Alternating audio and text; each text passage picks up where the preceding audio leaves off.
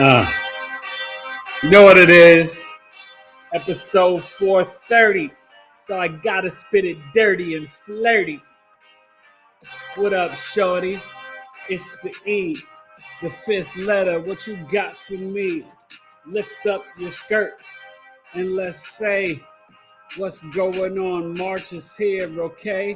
I'm just playing, I'm clean cut. Sorta like my man named Jabba the Hutt. These stars are wars and these wars are not stars. Don't you understand they're getting spiritual scars? I come from Mars, of course it's the chart ruler. Medulla oblongata makes me a doula. Life or death, what should you stress?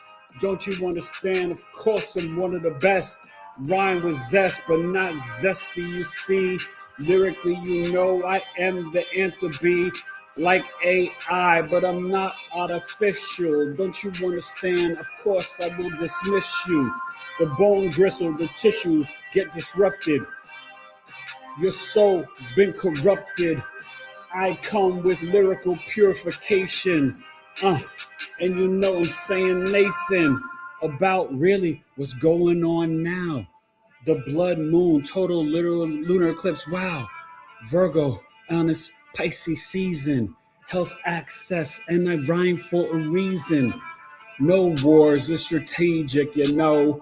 They orchestrate it and it's all fake, bro. I predicted it last week in the astro weather. Don't you understand? Astrology makes me clever. I see through the mist. The gorillas make me piss. I wanna say over here I scream, boo and hiss. I diss, they miss. Shots fired, don't you know I give them a kiss. Stay in the heart chakra, I rock you like Chewbacca. Don't you understand? Your knees will just knock ya. It's Pisces season for a reason. All of that wisdom, you see all their treason. They belong in a place that's called jail, or maybe prison. Not a female, male, or whatever they send. Don't you know on the mic they pretend? Yeah, Juno, part of Fortune Ceres, and you know what's often. No coffins, I'm only speaking life. Victory bars, and I never go tripe. Knowledge. Yeah, man. Feeling a little spunky, punky Brewster. Big E, astrology with the poetry. How are thee? Sleep on it Sunday. Oh my goodness. Of course I hit the wrong button there. Trying to get rid of these notifications. How you guys doing?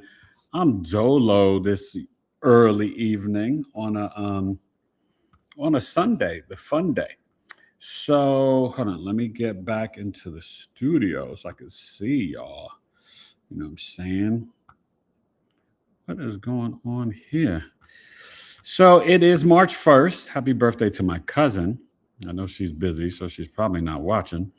But what I will say is that it's the second decan, right? So we're dealing with the Pisces Cancer decan. Hopefully you guys are aware of the decans in astrology. And I've got some big announcements. Are you ready? Right? So, wait a minute. What's the first? Please forgive me for a second. I'm over here, struggling over here, not drinking beers, tears for fears. So tonight on episode 430, my next one. So I'm happy about that. The NFL Combine was fun. How you guys feeling? I'm Eric Taylor, Big E Astrology, and welcome to my Knowledge is Love Astrology podcast, where tonight I will be discussing Juno and Pisces, the asteroid for long-term relationships, commitment, and marriage. POF, part of Fortune in Pisces, which is about spiritual and or financial blessings. It's where you may have challenges early in life, but in zodiacal releasing, which is a higher astrological technique that is not in my basic foundations course. We'll get to that in a second. It will be in my level 2 course that I'll probably teach maybe next November or next year. We'll see. But along with lunar mansions and so much more. But it also can refer to your health. The blessings usually come around age 30 or the age that's in that chart a little bit before or after 30. And it can happen all throughout your life. And then Ceres, not Sirius, Dog Star Ceres, but Ceres, Ceres, which almost looks like a sickle or a question mark. And that represents how you were nurtured and cared for as a child. It's kind of, some astrologists feel kind of could be like a co-ruler to Virgo with Mercury. But it's also how you would nurture and care for your children, food, fashion, and secret sorrows, and a lot of things. So in Pisces. So we're going to have a little bit of fun because next week, let me get to all my announcements, you guys. Next week, oh my God, you got to come 7 p.m. Eastern, Tuesday and Thursday, Mars and Jupiter Day. I have on Tuesday, Electric Blue Communications founder and Love Evolve Music, Marcy Dean. This woman is a Virgo sun and rising Cancer moon. She is literally an audio alchemist, music from the other side, and a musical medium. She's been a medium since a young girl, but her boyfriend passed away and they were so connected. He sends her messages and her music she produces, healing frequencies, healing music, just so much. I don't want to give it all away, but come Tuesday night and meet. She's a powerhouse of a lady, and she also does websites and graphic design. She's somebody you want to connect with and know. And go follow her on YouTube and IG, Love Evolve Music. It's Electric Blue Communications, Marcy Dean. Thursday, again, 7 p.m. Eastern, episode 432, I will have Nettie Nellis. She's a part of the tribe. She's a combat energy healer, a shaman. She's going to be talking about microdosing, chumba, sananga, hape, mushrooms, all of her shaman work, but her energy healing work. She was in the military and stuff. She's an amazing Cancer, sweet soul, but she is someone that is really a spiritual powerhouse. Okay. I cannot wait. These two women are going to be awesome. And then I'll probably be back on Saturday or next Sunday. And then next Tuesday, the 10th, my Pisces sister, Anjani Seagrass, will be joining us talking about the spiritual, intuitive, and psychic gifts of Pisces. And we'll probably go through maybe a lot of the Pisces placements. We've done sun and moon before, but we may get into the spiritual creativity and gifts in Pisces and other places to really wrap up Pisces season. And then on the 19th, I told you, Jazz Aphrodite's coming. So I'll hold off on what we're talking about. It may be a combo platter, numerology and cardology, but it's going to be powerful. And I'm currently teaching this Monday and next Monday, the planets in Jazz's cardology course. Now, before I get to the big announcement, coffee talk. Well, first, the tribe meeting. Come join the Knowledge is Love tribe, www.community.BigEAstrology.com. We have our, 19th tribe meeting, Friday night, March 6th, 7 p.m. Eastern. It's 2 hours.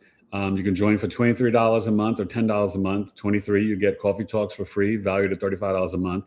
All the bells and whistles, discounts from me, Sabale Pure, Life to Plant Way, the Rapid Renegade, Numerolitics, so many people. It's absurd, but the tribe meetings are incredible. We are truly a tribe and a family, and I just love everybody in there. And Friday night, we're going to get a little bit closer. Wifey has sent out some questions. She'll send it out again for us to all share kind of like who we are, what our passions are, what are we doing in our lives? Like, what are our goals and dreams for the tribe, everything. So we're going to really kind of come close together because on the 20th, we got a special guest. And that's going to be psychic Dr. Karen Michelle, a resident kinesiologist who has done readings and been live at Lilydale And Nobody Dies in Lilyvale, HBO documentary, upstate New York. It's a town and a city in upstate New York where it's all psychics and mediums. So she's going to be coming on the 20th. It's going to be ridiculous.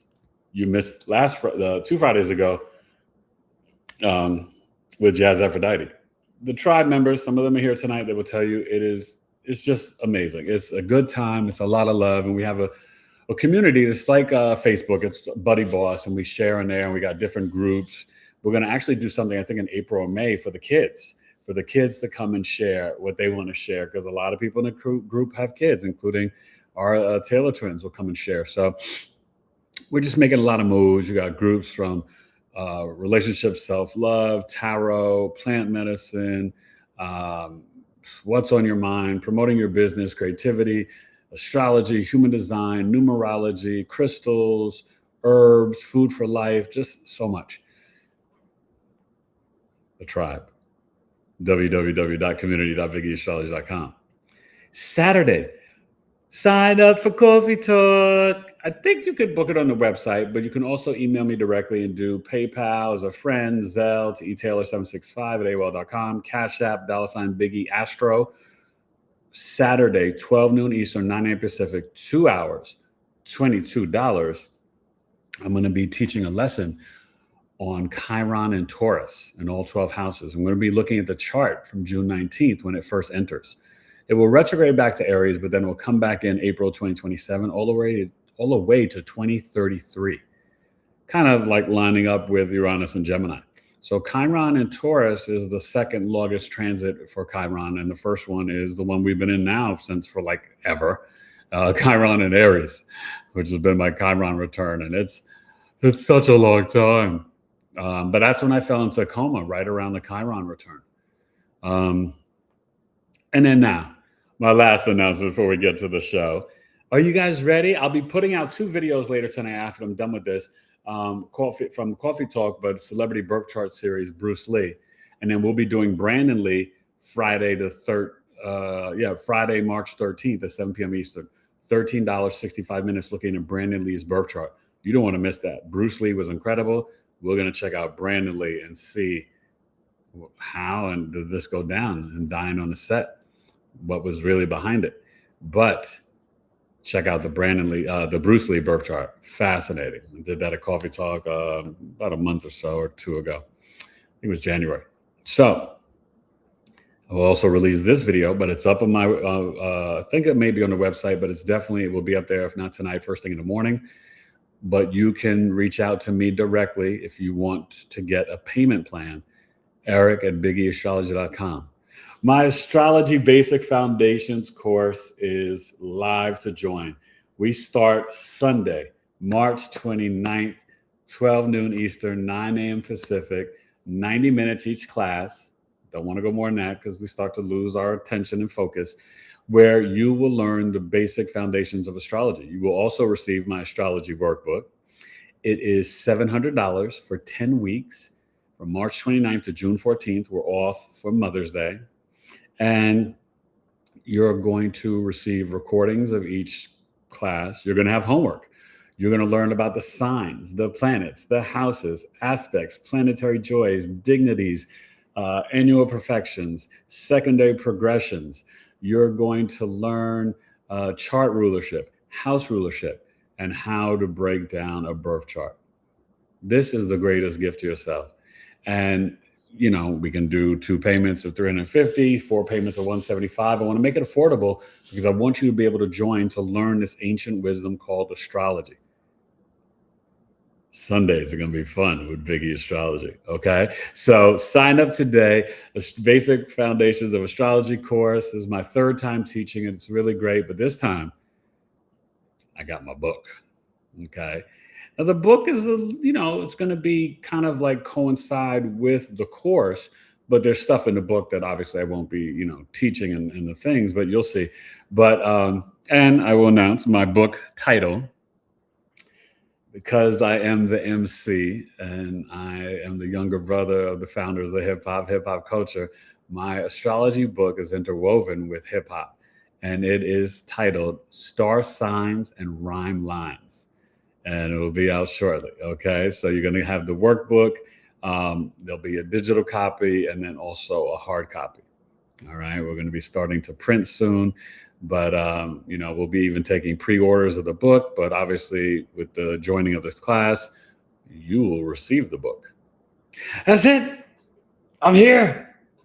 Oh my God, I'm so excited. So how you guys feeling? Let's get into the chat. What's popping? You excited? Are you going to come to my astrology course? How you doing with these transits? How you feeling with Mercury retrograde? The blood full moon total Virgo lunar eclipse is on March 3rd.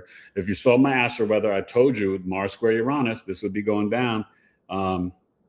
US, Iran, Israel, obviously Pakistan, and was it Pakistan, Afghanistan? A lot of stuff going on. I want you to stay focused on the prize. The prize is your ascension, your heart chakra, authenticity, love, gratitude, joy. This is intentional. The leaders of each country, they meet at the G20 summit. This is theater, what you're watching. I'm not saying that innocent lies, there won't be casualties. There already have been. Rest in power to all those in Israel, America, and in Iran that have passed away. But this is orchestrated, okay? Faith over fear. There's nothing to fear. Don't listen, pay attention to the news. This is also another distraction because of what's been going on with those files. Everything is intertwined and interconnected. And you've got to know this. You've got to know if they're talking, they're lying. Please. All right. So, you know me. I'm all about positivity and love. But I'm a true seeker, true speaker. Scorpio rising, Virgo sun, Cap moon. I'm going to give it to you. You know what I'm saying? The chip tooth youth. Smacked Superman up out of the booth. Jumped off the roof. And then I flew. And along the way, I said, I chew as I bless you. So, let's put on the headphones and see who's here. Any questions? Does anybody here have any questions about the course? Okay. Coffee talk, the tribe meeting, anything. Okay. This is a good time. It's a good time. Good time. And remember, if you notice, since that thing started, look up in your sky. No trails. Sky is clear. I'm just saying, pay attention. Oh, Lord. You got to know that you are dealing with people that are not people. The quicker you get that and you can accept that everything is theater, think of, think of wrestling, like the WWE. If you think of wrestling, you will realize what you are watching. Does that make sense? It's all staged. So I'm excited. Oh, Mateus had his first football game. Jackson's still on injured reserve. And say a prayer for Jackson. He gets an MRI on Tuesday. See how he's doing, and then blood work. Hey, Quintella. But Mateus's football team won 34-0 on Saturday morning. We was out there early, 8 a.m. game. He played linebacker, had a couple of tackles. He had a little run for 6 yards, playing tight end, did a reverse. But they won 34-0 his first game, spring football. So very proud of Mateus. All right. Hey, Gwen Thompson, how are you, my friend? Maybe you'll sign up for the astrology course. Quintella and Gwen. Hey, Ev. Spoke to my cousin in New York today. You guys are getting more sprinkles and stuff. She loves it. She don't care about the cold weather. Her birthday's March 1st, so she celebrates the whole month. Hey, Janet.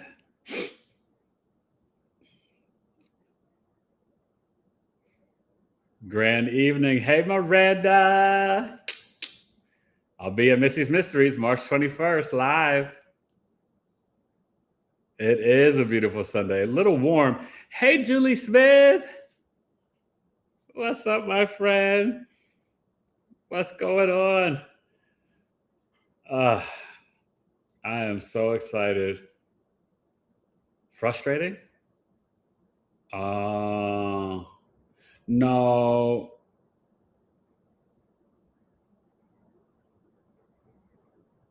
Yes, we all want to make money while we're sleeping. I know that's right. Hello. Hey, M's Cutie Paws. Can't wait to meet you. Doing well. It is a Leo moon and a Pisces sun. Right? It's a 1 day. March 1st, right? 3-1.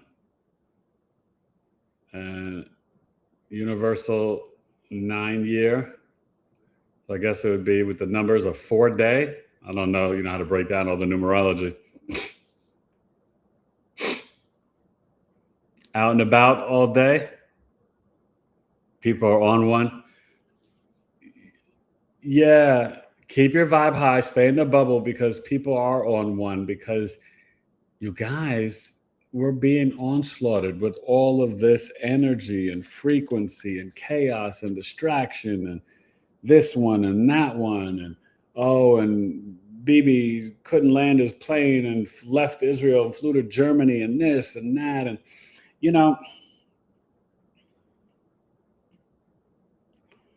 there's so much more that I could say, but I can't say certain things on YouTube. But I will say this, is that we have got to really tap into our third eye and see in the spiritual realm and understand that none of this is what you think it is. You know what I mean? Like, just to say, like my mom passed away. Like, I know she's like literally right here.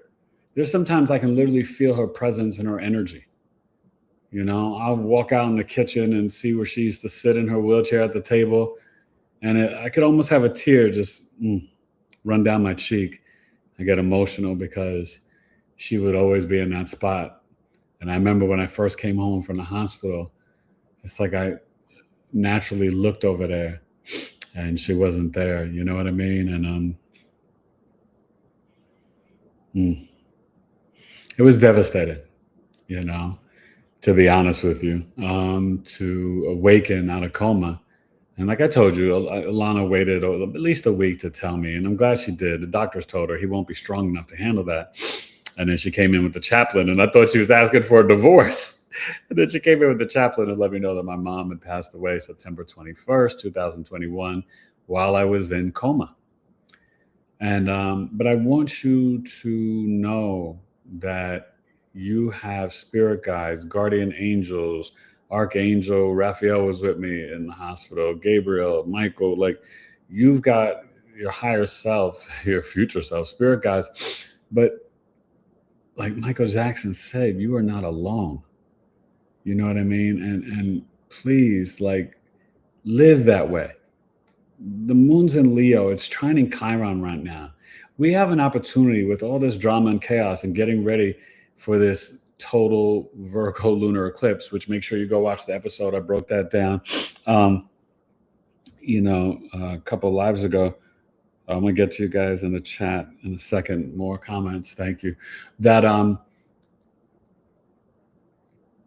the Leo sun trining Chiron, the wounded healer, we can heal some of these childhood wounds about fear and hatred and being treated less than and teased, right? I remember some kids that said my head was shaped like the Super Bowl trophy and, this little girl said I had a big nose, and we got to let it all go. My guidance counselor told me I never amount to anything. I was like, oh man, I hope his punk ass is watching me on Oz and Sopranos and Law and Order and New York Undercover, seeing my picture in the New York Times. You know what I'm saying? Like, you don't tell kids stuff like that. You don't crush dreams and predict the future. You know what I mean? Like that. Based off some stupid school system and grades. Yeah, you know what? I didn't get all A's. Good for me. I didn't absorb all the lies and BS. I saw through it. I got A's when I knew the teachers cared. When they were fugazi and there for a check and had no respect and were prejudiced or racist or just haters or lazy, maybe I got C's. But I think in some way, Eric Taylor intuitively knew what the truth was. And we're in the age of Aquarius. I mean, Pinky toed the water, but Pluto is in Aquarius. It's about truth and revelation. Fixed air sign, toxins. That's why I tell you about the parasite cleanses. We have to remember we are electromagnetic beings. And if you want to be fair and honest, no judgment. And, I haven't been eating meat since before the new year. I decided that. But I will tell you that when you put dead carcasses and dead flesh in your body, it's not living. You want the food that's electrically charged by the sun because you're an electric magnetic being. Pay attention. It logically makes sense, doesn't it? Shouldn't you put life in your body? Shouldn't you get charged like a battery from the sun? That's why when they put you to prison, they put you in a cell, right? The fruits and veggies.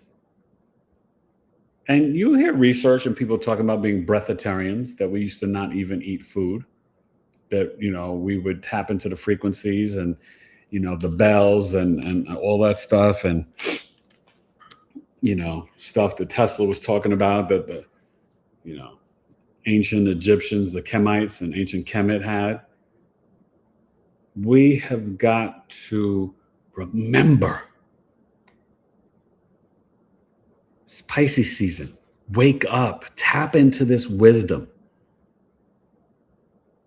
It's March 1st, right? We're here to March 20th, Pisces season. Tap into the wisdom and remember. When I do your birth chart, it is the map of your life and the remembrance of your soul. I'm the spiritual cosmic guide to help you remember what your soul already selected before you came into the physical 3D matrix form.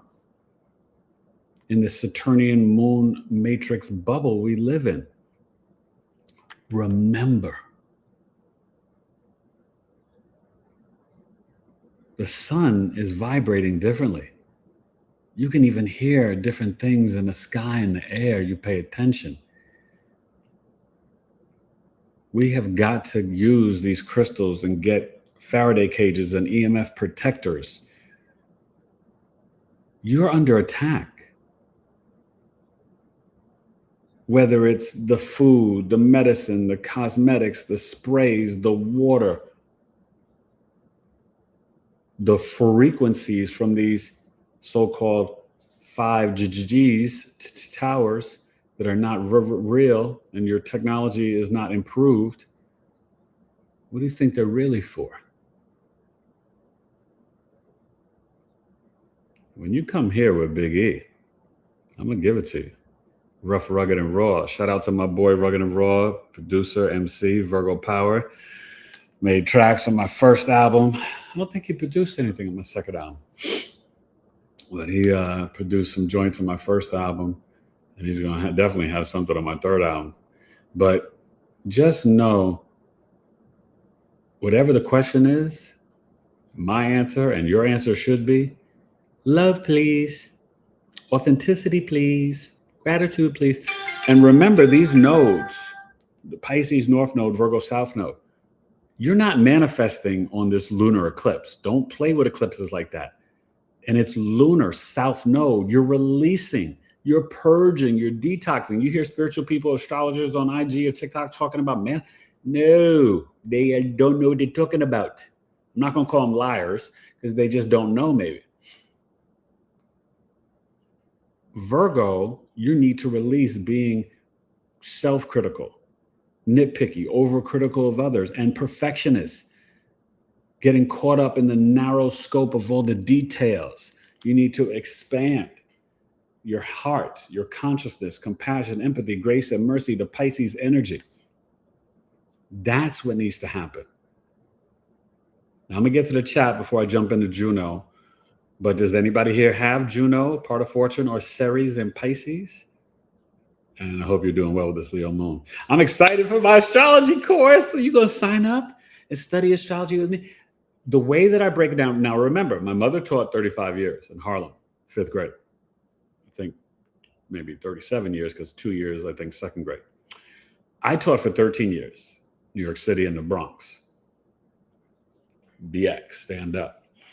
And 10 of those years were multiply severely disabled children. So I'm a natural teacher.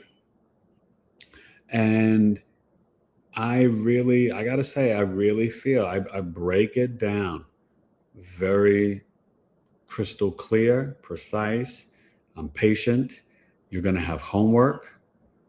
You're going to learn. And you're going to have fun. But you got to be willing to put in the work. It takes a lot of memorization. You got to practice the signs. That's why we do 2 weeks of signs, 2 weeks of houses, 2 weeks of planets. You got to learn the, the cardinal, fixed, mutable. You got to learn the deacons. You got to learn these signs inside and out so then you can place them in each planet. That's why you got to learn these planets, planetary orbits, talk about retrogrades. I can't wait. I can't wait. Because the first 2 times I taught it, it was really good. And some people have graduated from my courses and are making money now doing astrology readings. And that's so humbling to me. But what's even better is that now I'm at a whole nother level since I taught the course. For real, for real. Not just on my astrology knowledge, my intuition, my spiritual gifts after my NDE. They said it takes about 7 years for all your spiritual gifts to come online. I'm getting more intuitive every day, which is really humbling and kind of a little weird too. But I can feel and sense things. But as a Scorpio rising, I'm a natural empath. So let's get to the chizzy and then Juno and Pisces in the birth chart. So let's see how we're going to do this here. Oh my God. A lot of comments. I love you guys so much. Hope you guys are doing well. It ain't hard to tell. So I like Leo moons. Women with the, hey Miranda, let's see. Women.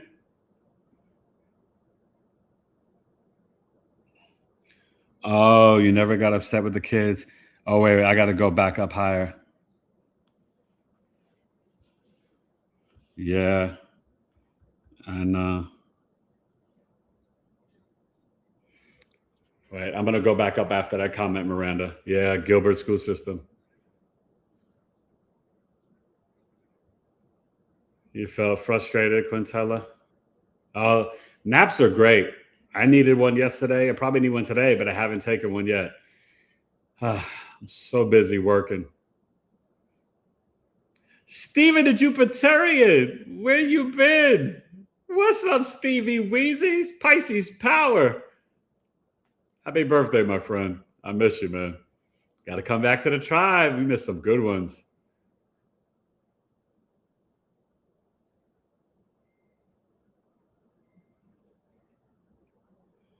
Okay. Thank you for coming. Stevie Weezy's. He's an OG to the channel. Yeah, they were terrible. He told me I would never amount to anything, man. It was so mean, too. Busy day. And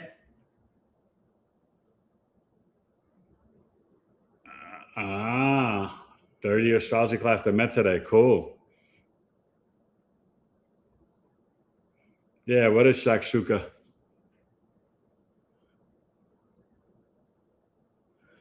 Well, everybody talking about naps. With Pisces season, you should nap more. You're preparing to launch and give birth again to spring. Okay? So think about that. Hey, Samatola.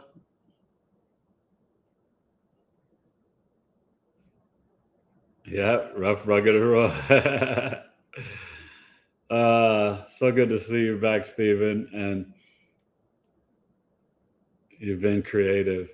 Tina Conlamery. Hey, Tina.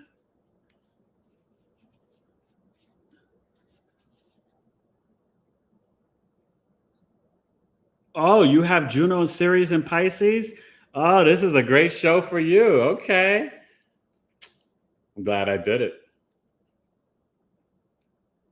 Ceres and Juno and Pisces, you too, Stephen? Okay. Cutie paws.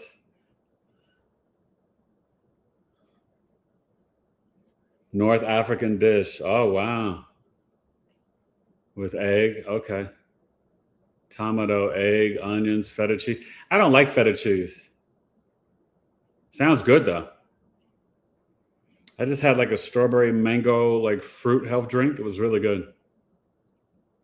You're not sure you're Juno? Hey, Janice Montag. You made it live. What's up, lady? It's been a minute. So good to see you. Part of Fortune in Pisces. Yeah, and your ascendant. Oh, I hope it shakes your foundations in a good way. And I'll have to go back up and check the chat before Miranda's comment about Gilbert Schools. But let me get started. Okay. So thank you guys for coming, and you Juno people. So let's talk about Juno first. Juno, you guys, is an asteroid for long-term relationships, commitment, and marriage. It has a mixture, a blend, like a DJ blends the track. Wait till you see how in my book I connected the astrology and the hip hop. Even if you don't like hip hop music, you're going to love my book because the way that, it's not just me. It's co-written by Alana Taylor. And even my mother-in-law gets a little editing credit. She's been great helping to edit and, all of us. But it's got a little Libra Scorpio feel to it. Okay. So there's the relationship, commitment, and marriage right there. Juno in Pisces literally means that you could potentially marry a Pisces sun, moon, rising, or some people don't talk about this, or someone with a big Pisces stallion. Maybe your sun's in Aquarius and you got Mercury, Venus, and Jupiter or Mars or something like that in Pisces. You just don't know. So what it really gets to, even if they're not a Pisces, you're looking for a spiritual connection. Someone that's very tapped into the compassion, empathy, grace, and mercy, like Venus, Pisces, Book of Ephesians, agape, Christ-like love. Pisces love, you guys, and Janice and Stephen and Quintella, you guys know this with your Pisces placements. It's so pure. It's showing you what really unconditional love is. And I'm so thankful. That's what I'm so humbled about. And coming up this summer on 18 years of marriage with Alana, she is, because, Scorpio risings, we don't trust so easy. And she's taught me how to trust and to really, always have my heart open. My heart chakra's been open. But sometimes I think maybe it was too open and I trusted the wrong ladies. That's okay. You live and you learn, right? But I have no regrets. Everything is a life lesson. And you got to think of it like that. You know what I mean? There's no victimhood or victimization here. You don't have time for it.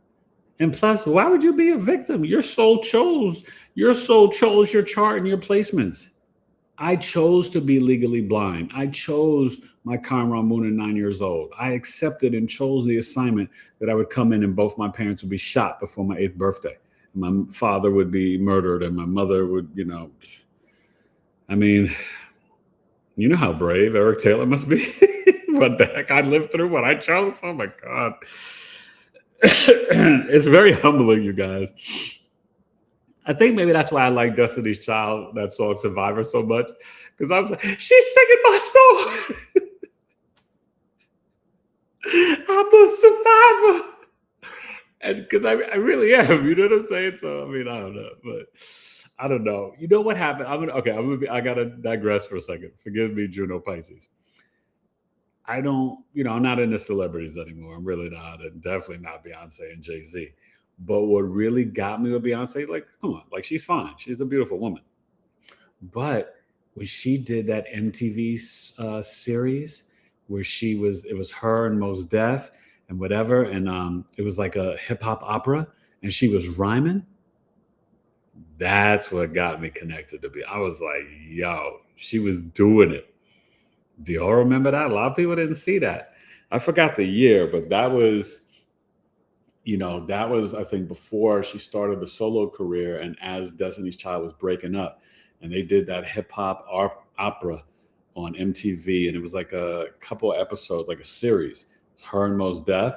Beyonce was spitting bar. Like, it was dope. It was like theater, like a play, but it was like rhyming and singing. And yeah, that pulled me in. I ain't got to lie, Craig. I ain't got to lie. But you also need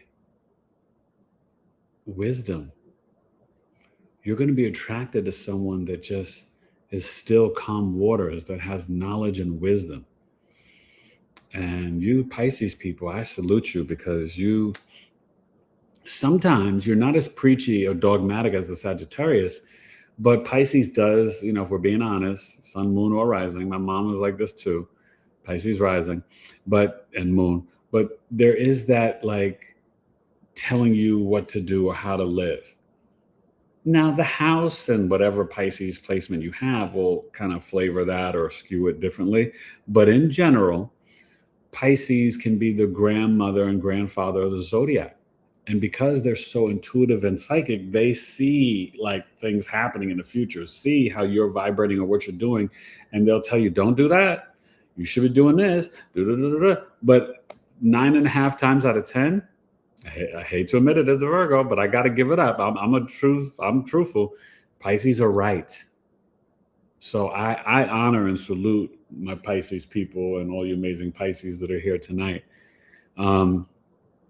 So if you have that, as a few of you do here, you could literally marry the Pisces sun, moon, rising. You have to look at the whole chart, though. You look at the 5th house, the 7th house, the Juno, the Venus, the Jupiter, the moon. These are the things that are telling you your love story, and that the archetype and character traits of the person you should be with. So if your Pisces is in Juno, that's one of the puzzles. Maybe your love, part of their big three, they should have a Pisces sun, moon, rising. It will make life easier. My Juno's in Taurus. My wife is a Taurus rising. It's really that simple. And when I think back, I don't think I ever had any serious Taurus girlfriends. I had this one girl, but it wasn't like we were never like together. We just kind of chilling a little bit. But I love Taurus ladies. My mom was a Taurus. The energy, the just the class, the groundedness, the stillness. Tauruses are beautiful, very soft and sensual, but stubborn and serious. You know what I mean? But classy. Like there's an essence about a Taurus woman that I appreciate. And I'm sure a lot of it comes from my Taurus mom, with the Pisces rising, Pisces moon. And then I have to laugh because it's like, they say you marry your father. Well, I kind of married my mother because my mom was the Pisces moon and rising and the Taurus sun. And then Alana's the Taurus rising with the Pisces sun. But a little different flavor with that Sag moon. Makes her spicy. The other thing I will tell you about Juno and Pisces is that you need someone that is tapped into their imagination and creativity. You'll be attracted to male or female, the poet, the singer, the dancer, the sculptor, the artist, the rapper. You'll be like, ooh, you made that? Oh, wow. You sing like that? You'll find that extremely attractive. But also their spirituality, the fact that they will like contemplate and be introspective, pause before they react, meditate, pray, that they're very conscious in how they live life. They're kind. They may be, may recycle. They may be good stewards of the earth. When you have Juno and Pisces, these things will matter. You're not going to be attracted, ladies, to the type A, thug, firefighter that like spits on the ground and like walking around eating a big old, hot dog and cheeseburger. I mean, I'm generalizing, but that's not it. Really think about it. Feel into that energy. Juno and Pisces, you want this like heart connection. And when we talk about in conjunctions like today, the Leo moon, Pisces sun, but they're both very connected to that heart frequency. High vibrational Leo is pure love, man. They are brave, courageous, fearless, and just like love on a stick. Like, hi, love's here. And Pisces is the same way. I always told you there's weird, that 150-degree angle, there's always a weird bubble and connection between them. I'm not saying Leo Pisces is good for relationships or love. I'm just saying that they see things in a similar way. It's sort of like Virgo Aquarius, right? It's you know, there's this heavy mental connection. They form a great bubble for work. Relationships, it could be a little unhealthy. Now, I dated some Aquarius ladies, and they were really great people, but it just wasn't, you know, it just didn't work out for love, and that's okay. But also, I'd have to see their charts. I don't know their charts. I didn't know astrology back then. But you don't ever really, if I'm doing a love chart or even a synastry chart, combining two people together, we're talking about Juno, so just love right now, I will barely look at the sun signs. I mean, even like I'm a Virgo, and I can't really mess with Aries women like that. But even a Virgo Aries could work, because you got to look at the rising sign. What's in the 7th house, the 5th house, the Juno, the Venus, the Jupiter, the moon, all that. So we got to get out of this pop astrology. That's why I want you to sign up and take my astrology course, because we're going to really reconnect what needs to be connected with your brain and your heart and your intuition in terms of learning this ancient wisdom called astrology. This is important. I mean, look, oh my God, but just look at this world. Mars square Uranus, and then they do the war. They use the astrology. They use it for bad. We got to use it for goody good.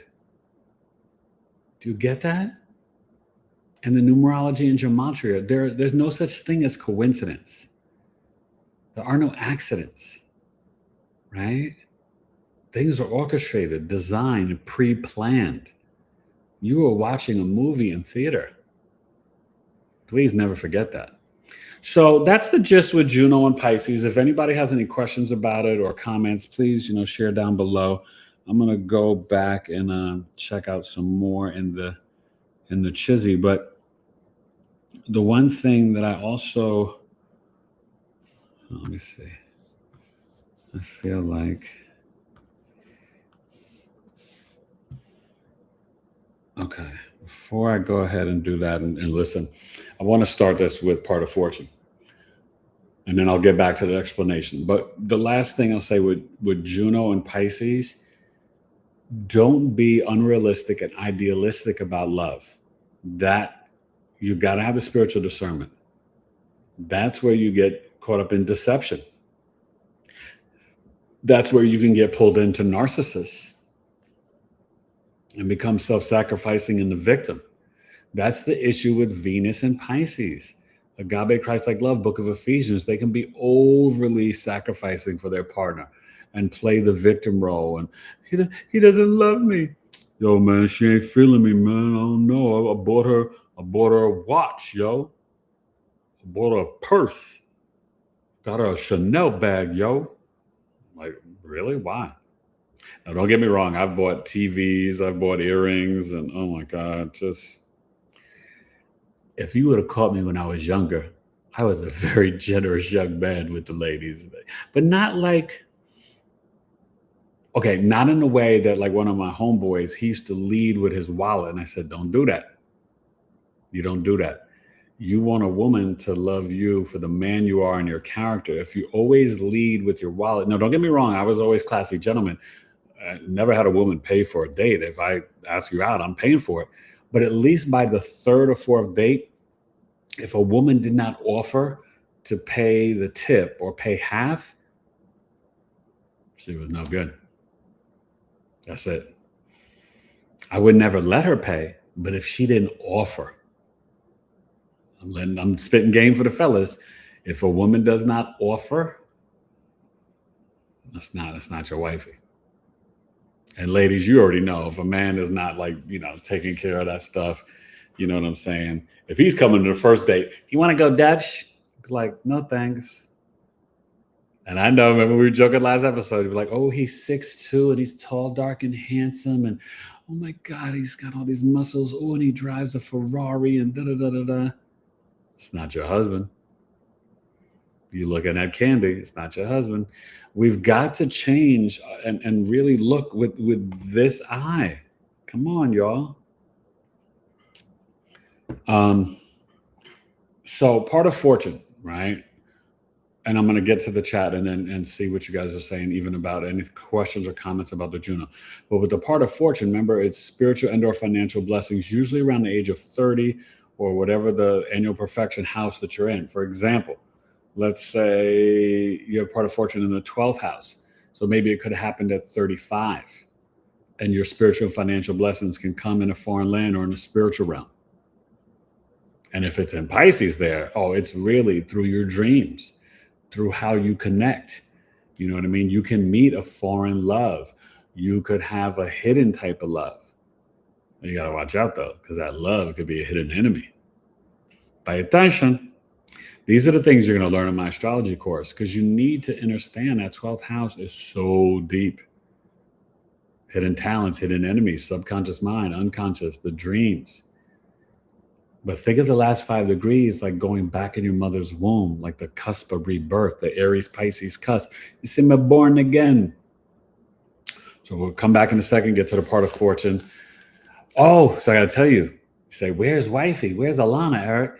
Well, her and young William, who I'm so proud of. He's working really hard at his job. He's doing well. He's saving money. But we're looking to kind of, us and grandma are going to contribute some money. And we may finance a little bit, but he's going to get his first car. It's going to be a used car. We're not wealthy like that. You can not get no brand new car. But he wants to get a Lexus, probably like 2008, 2007, maybe 2009. But he was looking at a range, maybe like 4,800. We want to try to get him a little something nicer, a little bit more maybe, see what we could afford. But with us and grandma helping, and maybe we do some financing, we're going to, hopefully before his birthday, May 25th. And I think we'll do it sooner than later. We'll be trying to get young William his first car before he turns 17. He's 16. And, he wanted to get it on his 16th birthday, but it's just like, dude, you should have already had your job. But he finally got it. It took him a while, but he got his job.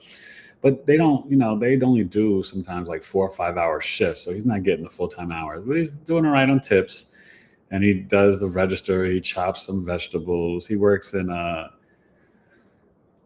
it's like a Thai fusion barbecue place, Samurai Sam's. He likes it. He's doing well. I'm very proud of him. So that's where they are.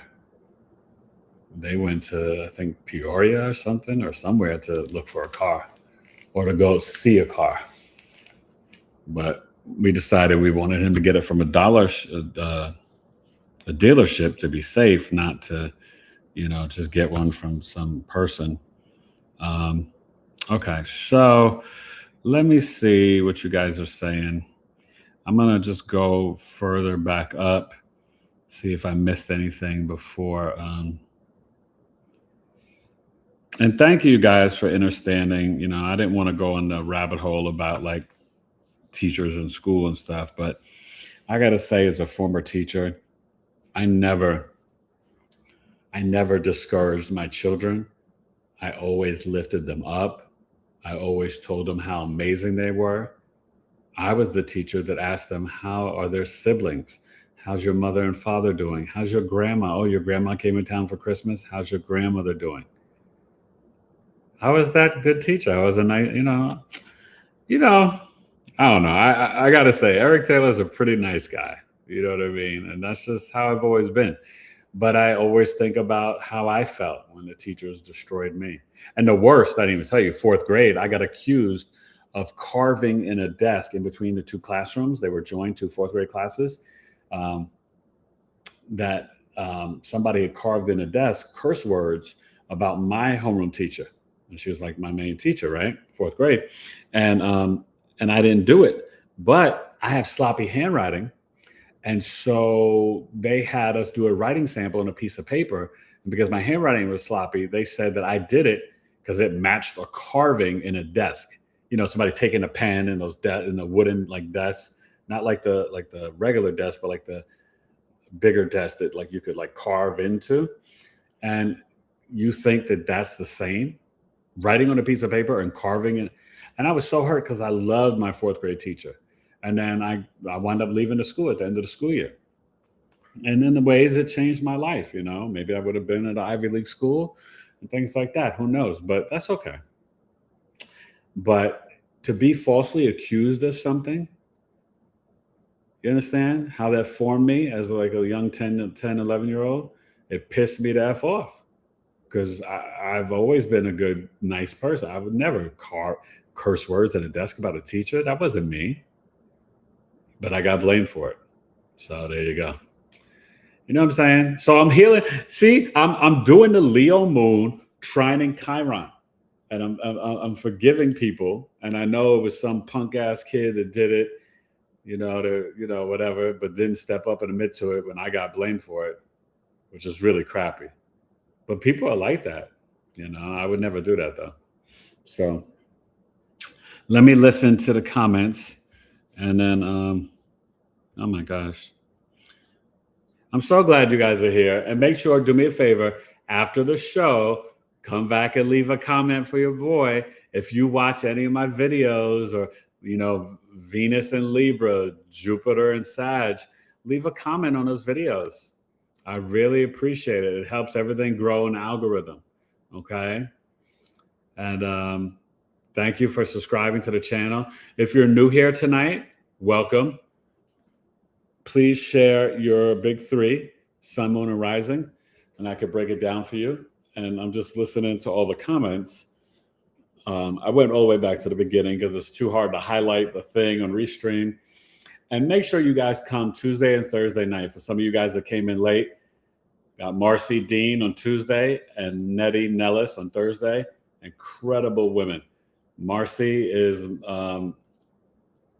audio alchemist, musical medium, electric blue communications. Go follow her on YouTube and IG. And she's a sweet soul, Virgo rising and sun, Cancer moon. And then Nettie's a Cancer. I feel like she may be a Libra moon. So sweet. She presented in the tribe, and she's just great. Julie, are you still here? Let them know about Astrology Class 101 too. Oh, don't say March is frustrating. April 1st will be good. So I'm kind of curious, a little poll question with you guys. Maybe put down below, what do you think the real New Year is? We know it's not January 1st. Do you feel it's April 1st, which would connect to 13 months, 28 days, like the turtle? April 1st, or hey, Big Gum and Chantel, or March 21st at the equinox, the astrological New Year. I kind of go with March 21st, but I could see April 1st, and they're not that far apart. Either way, it's Aries season, So I'm just kind of curious what you guys think,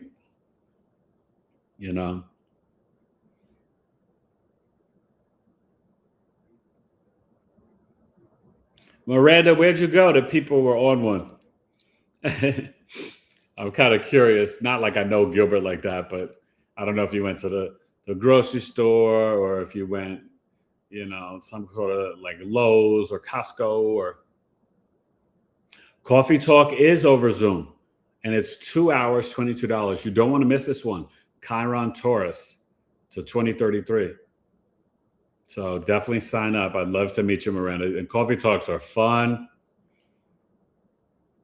Thank you for wishing my son's team. Yeah, they won and they played good. Mateus played good. He's new to the team, so he's got to earn playing time, but he played a little bit. Now, wait a minute. I didn't hear.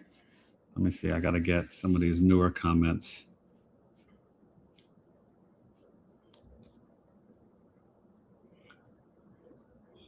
Real nigga life spares. You're new to the channel. Share your big three. Sorry. Cancer Sun, Aries Moon, Libra Rising, Cardinal T-square, Cancer, Libra Rising, Aries Moon, Cancer Sun. Oh, you love the astrology course? Thank you, Julie. Tarsentis, welcome. You're new. I'm going to break down that Aries Moon, 7th house for you. Virgo, Sun Rising, Aqua Moon. Okay.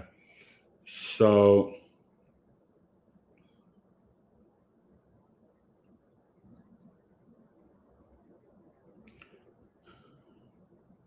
I'm so sorry, Stephen.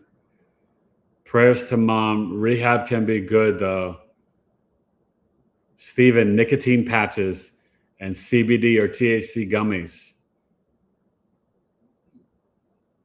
Pisces, Juno.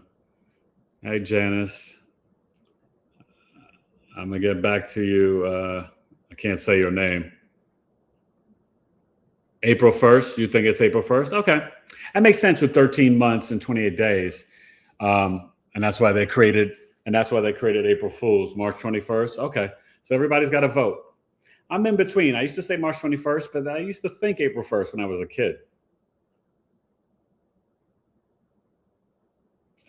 You're peg. Okay, spring equinox. That's cool. So, okay, Libra rising. Be careful with that Aries moon in the 7th house. You can get into a lot of emotional arguments with your partners. You have the cardinal T-square. So there's a lot of emphasis on your Cancer sun in the 10th house. You want to work in an atmosphere where it's very nurturing, caring, and supportive. You could do good in real estate, some sort of security systems, banking, architecture, school teacher, anything that's nurturing and caring, even nursing. But the Cancer moon in the 10th house, you definitely want a family atmosphere at work. Okay. That's going to be important for you. But that Aries moon, depending on the degree, could be very explosive. But you also got to watch out for being an impulsive shopper. And right now with Saturn and Neptune there, Saturn to April 12, 2028 and Neptune to 2039, just be careful. You're not going to see the other half and spouse or dating partners. Hopefully you're already married, but if you're not married and you're single and ready to mingle, definitely get a chart reading because you're really not going to see your other half clearly, potential dating partners and stuff, really from now to 2039 with the Neptune there. Saturn, I would say if you're going to meet somebody, it's between now and April 12th, 2028. Because Saturn will give you that the spiritual discipline of healthy boundaries. And remember, you're going to have to think before you react. Don't be an impulsive shopper. Slow down, stuff like that. That's going to be really key at this time. Yeah, but that's great energy. And then the other person, I think Virgo sun, Virgo rising, and Aquarius moon in the 6th house, you have karmic debt to pay off to your mom. And so it's around the 6th house. So maybe getting her a dog or a cat, or getting her a maid or a housekeeper, but you have to pour, right? Aquarius, Saturn, Uranus, modern ruler. It's the waters above, right? The firmament. There is no outer space. It's waters above and waters below. And the outer space is beyond the ice wall. Okay. So we got to pay attention to that. Right, that's where Bigfoot and the woolly mammoths. Oh, and go watch Stars and Cards Lounge. We had a great episode talking about Mercury retrograde, the eclipse, and what signs would you pick if you were to meet Bigfoot to like deal with it, and how would you deal with meeting Bigfoot? It's really funny. Go subscribe to my channel, Stars and Cards Lounge with Elena from Searchlight Tarot. It's where astrology meets tarot. I really appreciate it. Please go subscribe over there. We have a lot of fun, and I think next Sunday we may be going live too. Probably at like 4 or 5 p.m. Eastern. And yeah, so that Aquarius moon in the 6th house, you definitely can be extremely tapped in. Like, so whenever you do acts of kindness or service to others, you're going to be brilliant around health. You're extremely heavy mental. The Virgo sun in the 1st house is like, but the key is to stop being overly critical and self-critical. And maybe dad was a little pointing the finger at you. It's interesting, you guys. It depends on the the sign, but when the sun and moon are on the ascendant, it can be half and half. It could be like a good relationship with the parent, or it could turn to be bad. It just depends, you got to look at the aspects to it. Is something trining it or squaring it or sextiling it or opposing it? That's going to add to the story more. But a lot of times when we have the sun on the ascendant, the first house, the only house of self, your aura, physical appearance, outer mask, your mother's career, you didn't know about that. A lot of other things. These are things you learn in my astrology course. But what happens is that you can be very self-centered the first 26 to 28 years.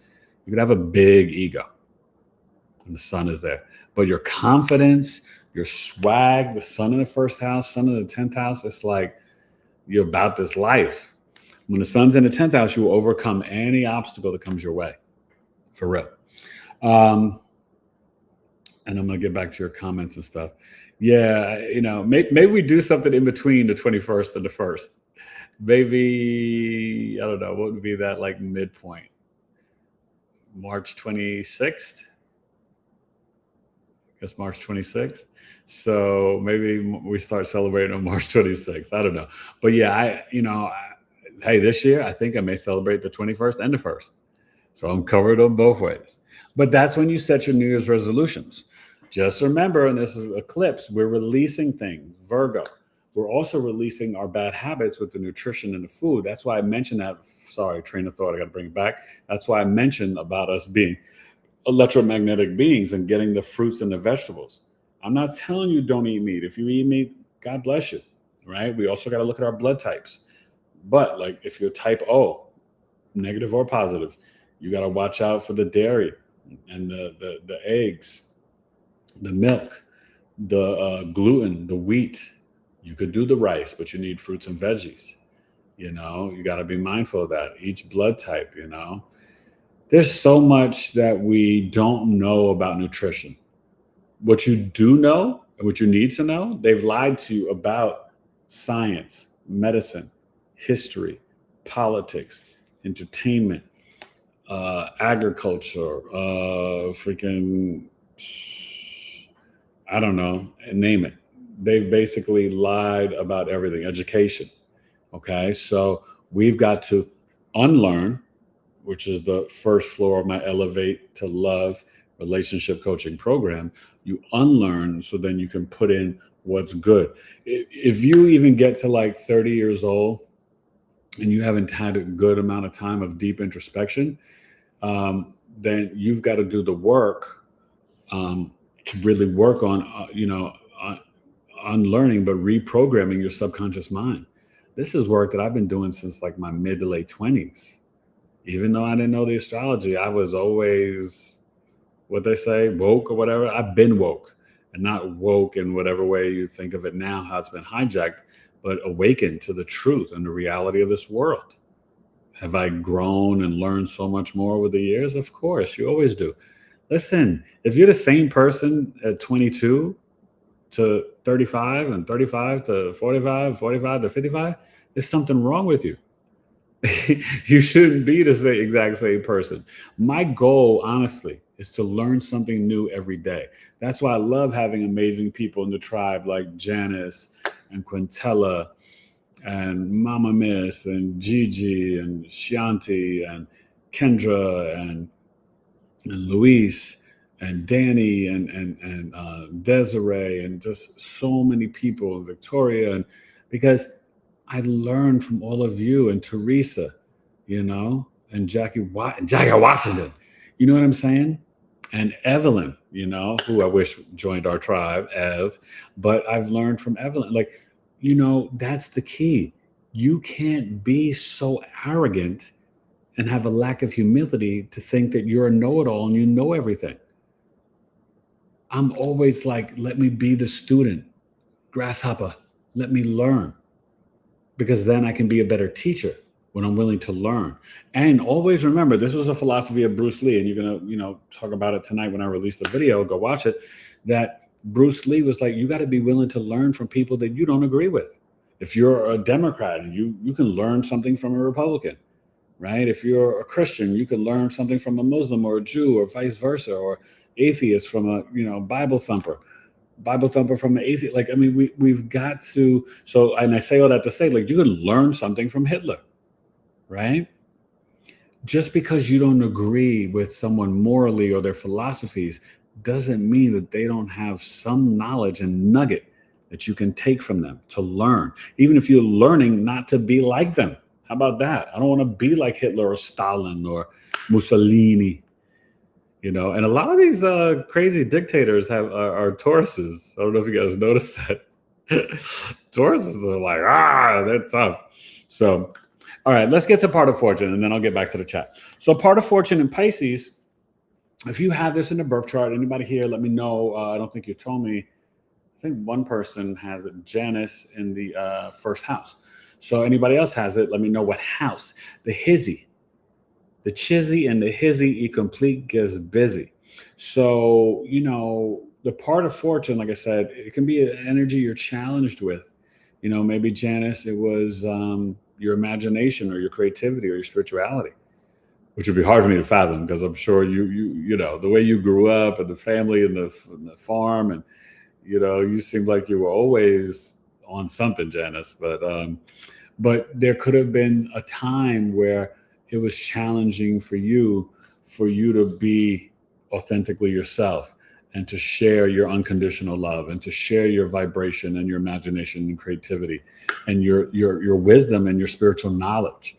So maybe it was around that, but then maybe at age 30 or 36, could have been 24, something just clicked and you were like, here I handle my biz, and you're just like, oh my God, I'm spiritual. My imagination and creativity is off the charts, and it's bringing me financial blessings, right? When you were doing all that deep research and work you were doing, that's how it can manifest.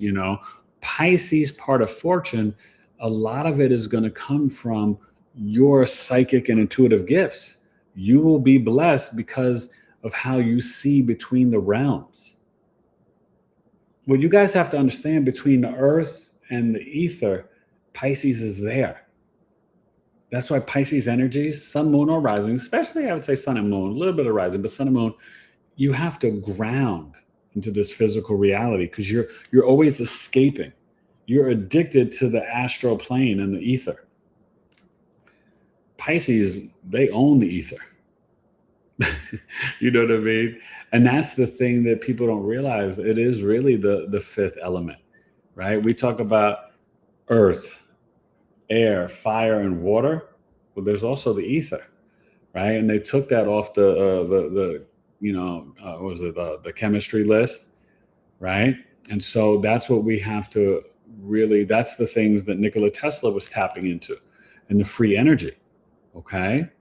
So, part of fortune Pisces, you can share your wisdom and your spiritual knowledge in an imaginative, creative way. It could be your gifts as a poet, as a writer, as a singer, as a dancer, a painter, a sculptor. Little Vincent van Gogh. Everybody likes to talk about Picasso. I'm about Van Gogh because I went to the Van Gogh Museum in Amsterdam, and his brother, Van Gogh had the ear and all that, and his brother, it was very humbling. Like, I always wanted a brother, but it was like the acts of love. Van Gogh's brother, he restored and kept all his works. Van Gogh, and this happens with a lot of painters and artists, he didn't really get recognized and appreciated and paid until he was already gone, which sucks. Like, appreciate me now, right? Cash App, $ BigEAstro, super chat. Appreciate this energy and this frequency and this love that I give to y'all now. Don't appreciate me, when I pass away at 103 in 2073 on September 11th, the day after my birthday. Don't appreciate me then. Don't appreciate me when my locks are all gray and I'm spitting the astrology and the poetry at 85 and 90. Appreciate me now, because all we have is the now. We got to be more present and conscious with the now energy. And what's weird, something's wrong with my microphone. I got to get a new mic. We were trying to fix my old studio mic. It's not working. I need to just order a temporary mic because something's happening. I don't know if you guys have noticed on the Astro weather, when I clap, it makes no sound now. I didn't do anything to the microphone or whatever, but I'm using a computer mic and it's just kind of crappy. And I'm sorry. I've just been we've been so busy trying to launch this book and this course, working with clients, sick for like 3.5 weeks with the flu and whatever, mucus in my lungs, going to physical therapy. The Virgo South node's been kicking your boy's butt. It's my nodal return. And the Virgo South node on the health axis, hitting all my big stellium, it's been having me purge and release a lot. And I'm going through a lot of body aches and pains have been reappearing and coming back up. But I am trying to avoid, Janice or anybody here that's really deep in health, do you guys know about, it's a combination, it's peptides and something else, and you can inject it in your skin. And then somebody told me it can help me to avoid surgery in my elbow, which would be super cool. I've got a cyst in my elbow, which is extremely rare. They're normally in the back of the knee or the hand, but you know me. I'm an enigma wrapped up in an anomaly, and I've got them in my right elbow. The doctor was like, never seen that before, Mr. Taylor. And I was like, yeah, that's me. I've got a rare pastella bone in my wrist. The doctor brought in the students to look at my pastella bone. It's like really big and long and, whatever on the wrist. So I have to laugh at myself.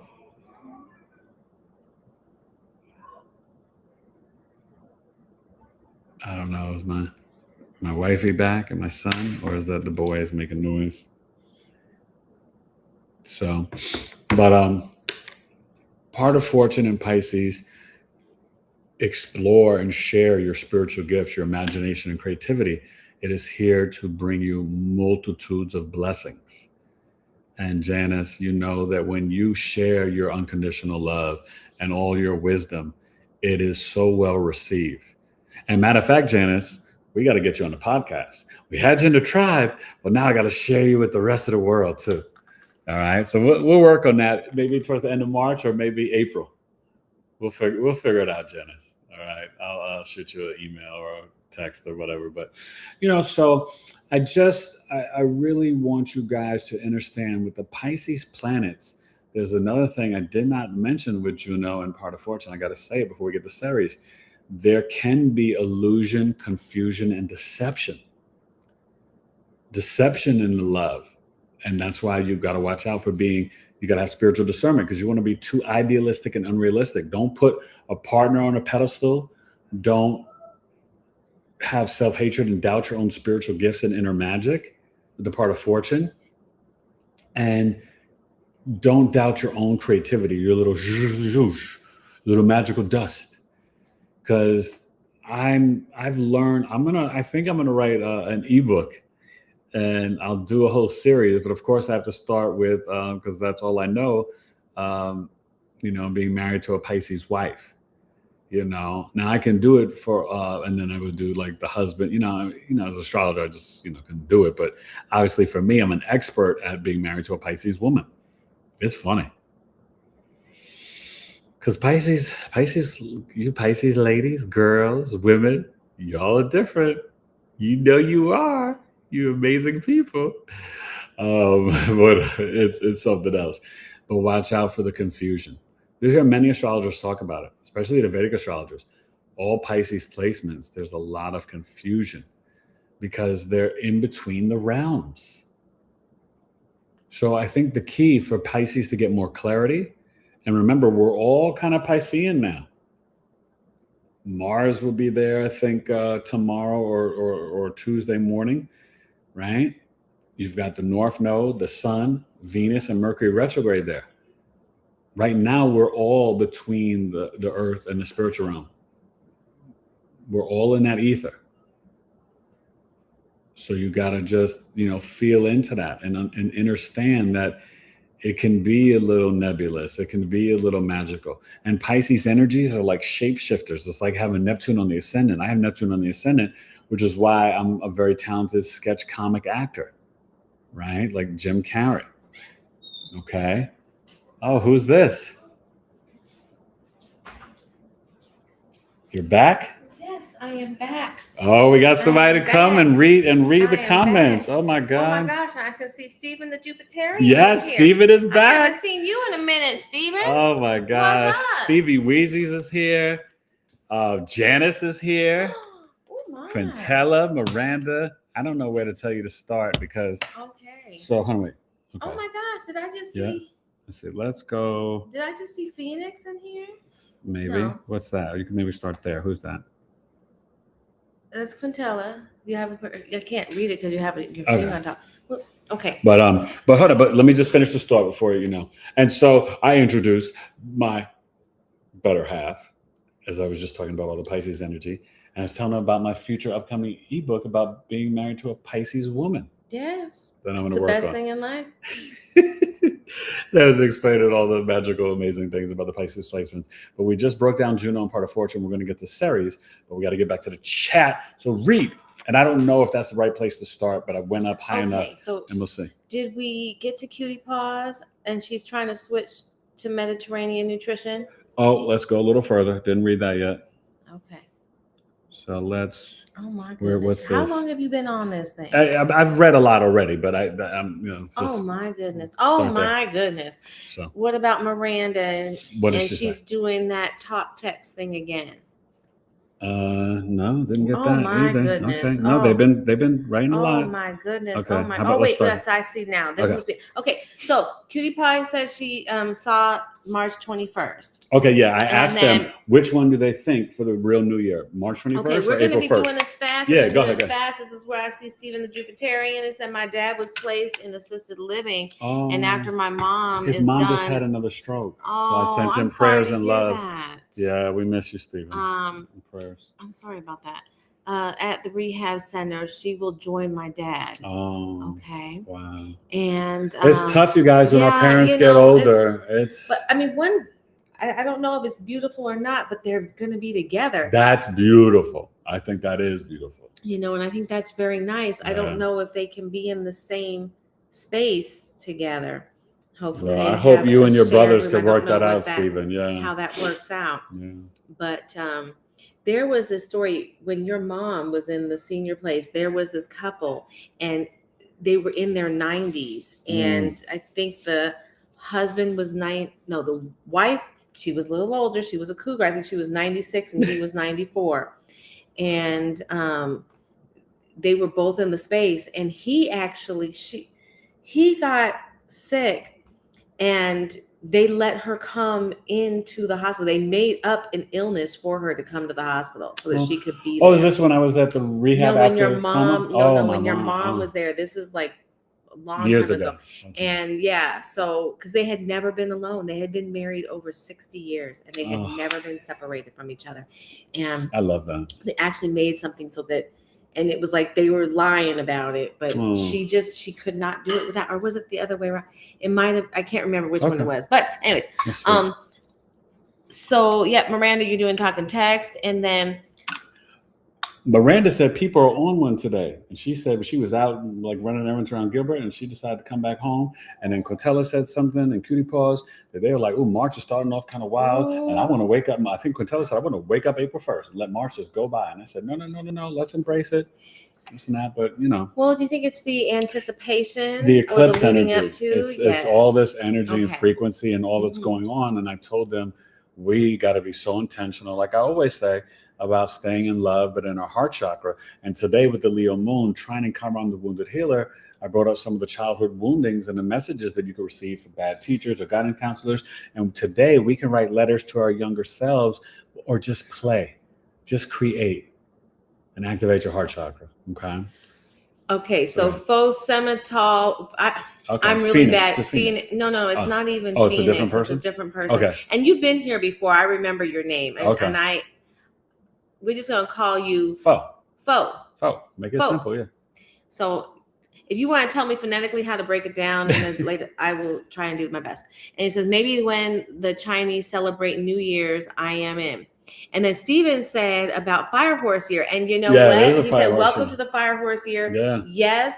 But I wouldn't do winter. I don't think winter's the new year. I respect the Chinese, but I think it's either March 21st or April 1st. February 17th didn't feel like the new year to me. I found like as far as the fire horse year is concerned, I have found that it's coming in very well. Like I felt like I have more energy. I feel like things are moving, just all the stuff. So Does anybody know? Because you're an ox, right? Does ox go good with horse? Because horse and dog are friendly. I'm a dog.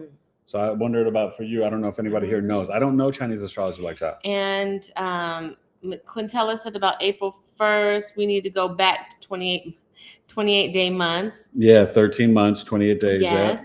Yeah. Fo said, I'm here. Aries suns, Scorpio moon, Aries rising. Okay, Aries sun and rising, right? And the Scorpio moon in the 8th. So you are a natural leader. You're very athletic, brave, and courageous. You probably have a lot of confidence. Could have been a little self-centered first 26 years, but you're an initiator and you're a Mars person. I wonder what sign and house your Mars is in. But with that Scorpio moon, you're super empathic. This is why you're here. You love the occult knowledge. You need to know the truth. It's emotionally pleasing for you to learn about the esoteric occult knowledge. You want to know about the government. You want to know about Epstein. You want to know about U.S., Israel, Iran. You want to know about the Rothschild secret societies. You're all in for it. And that Scorpio moon is extremely powerful. But as the Aries sun, just so you know, Scorpio sun moon risings can be physically or sexually attracted to you.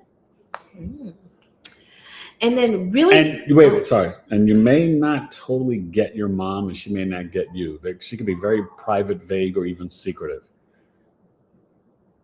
Go ahead. So, very unique souls .life. That's their name. .life sphere. I don't Very know. unique soul. Okay, welcome. But anyways, I like your name. Yeah. I love I like the first part. Very unique souls. We're gonna stop it right there. Yeah. And they said that it was amazing. Thank you. Oh yeah, I broke down their big 3. Yeah. And then you cracking your knees. Yeah, I had to crack my knee. It got a little jammed up. Sorry about that. This is what happens when you get of a certain age. You start to crack your knees in front of people, and it just is what it is. It just is what it is. Because you're sitting down. Your wife looks at you like, what the hell? Yeah. But it's also flat feet, loose ligaments, and I got a lot of joint issues. But I was asking and we'll see when you get to the bottom if Janice or anybody knows about the peptides and doing different things, because I may do that to help the elbow. But go ahead.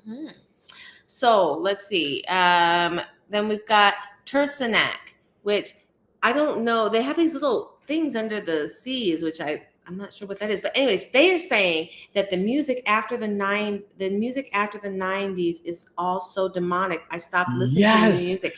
But can I say something? That's you true. say after the 90s, but do you think that it began being planted in the 90s? Like, I'm sorry, but I'm like, that's my time. But that's when Mace, that's when Bad Boy, that's Diddy, when Dre, all Snoop, these different things began, and they were planting the seeds. They took over. Full grown. The music industry was infiltrated by the CIA and the government and stuff like that. But understand, demonic entities in Hollywood and music.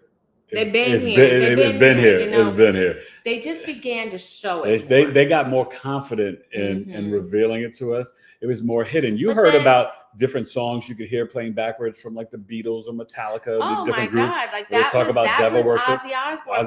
There was an Ozzy Osbourne, and there was a Black Sabbath song. Yeah, so like and it's that was already in the 80s that I was hearing about it. But here's the thing, like they're seeing what they can get away with, but at the same time, they get away with a lot because we're starting to rumble.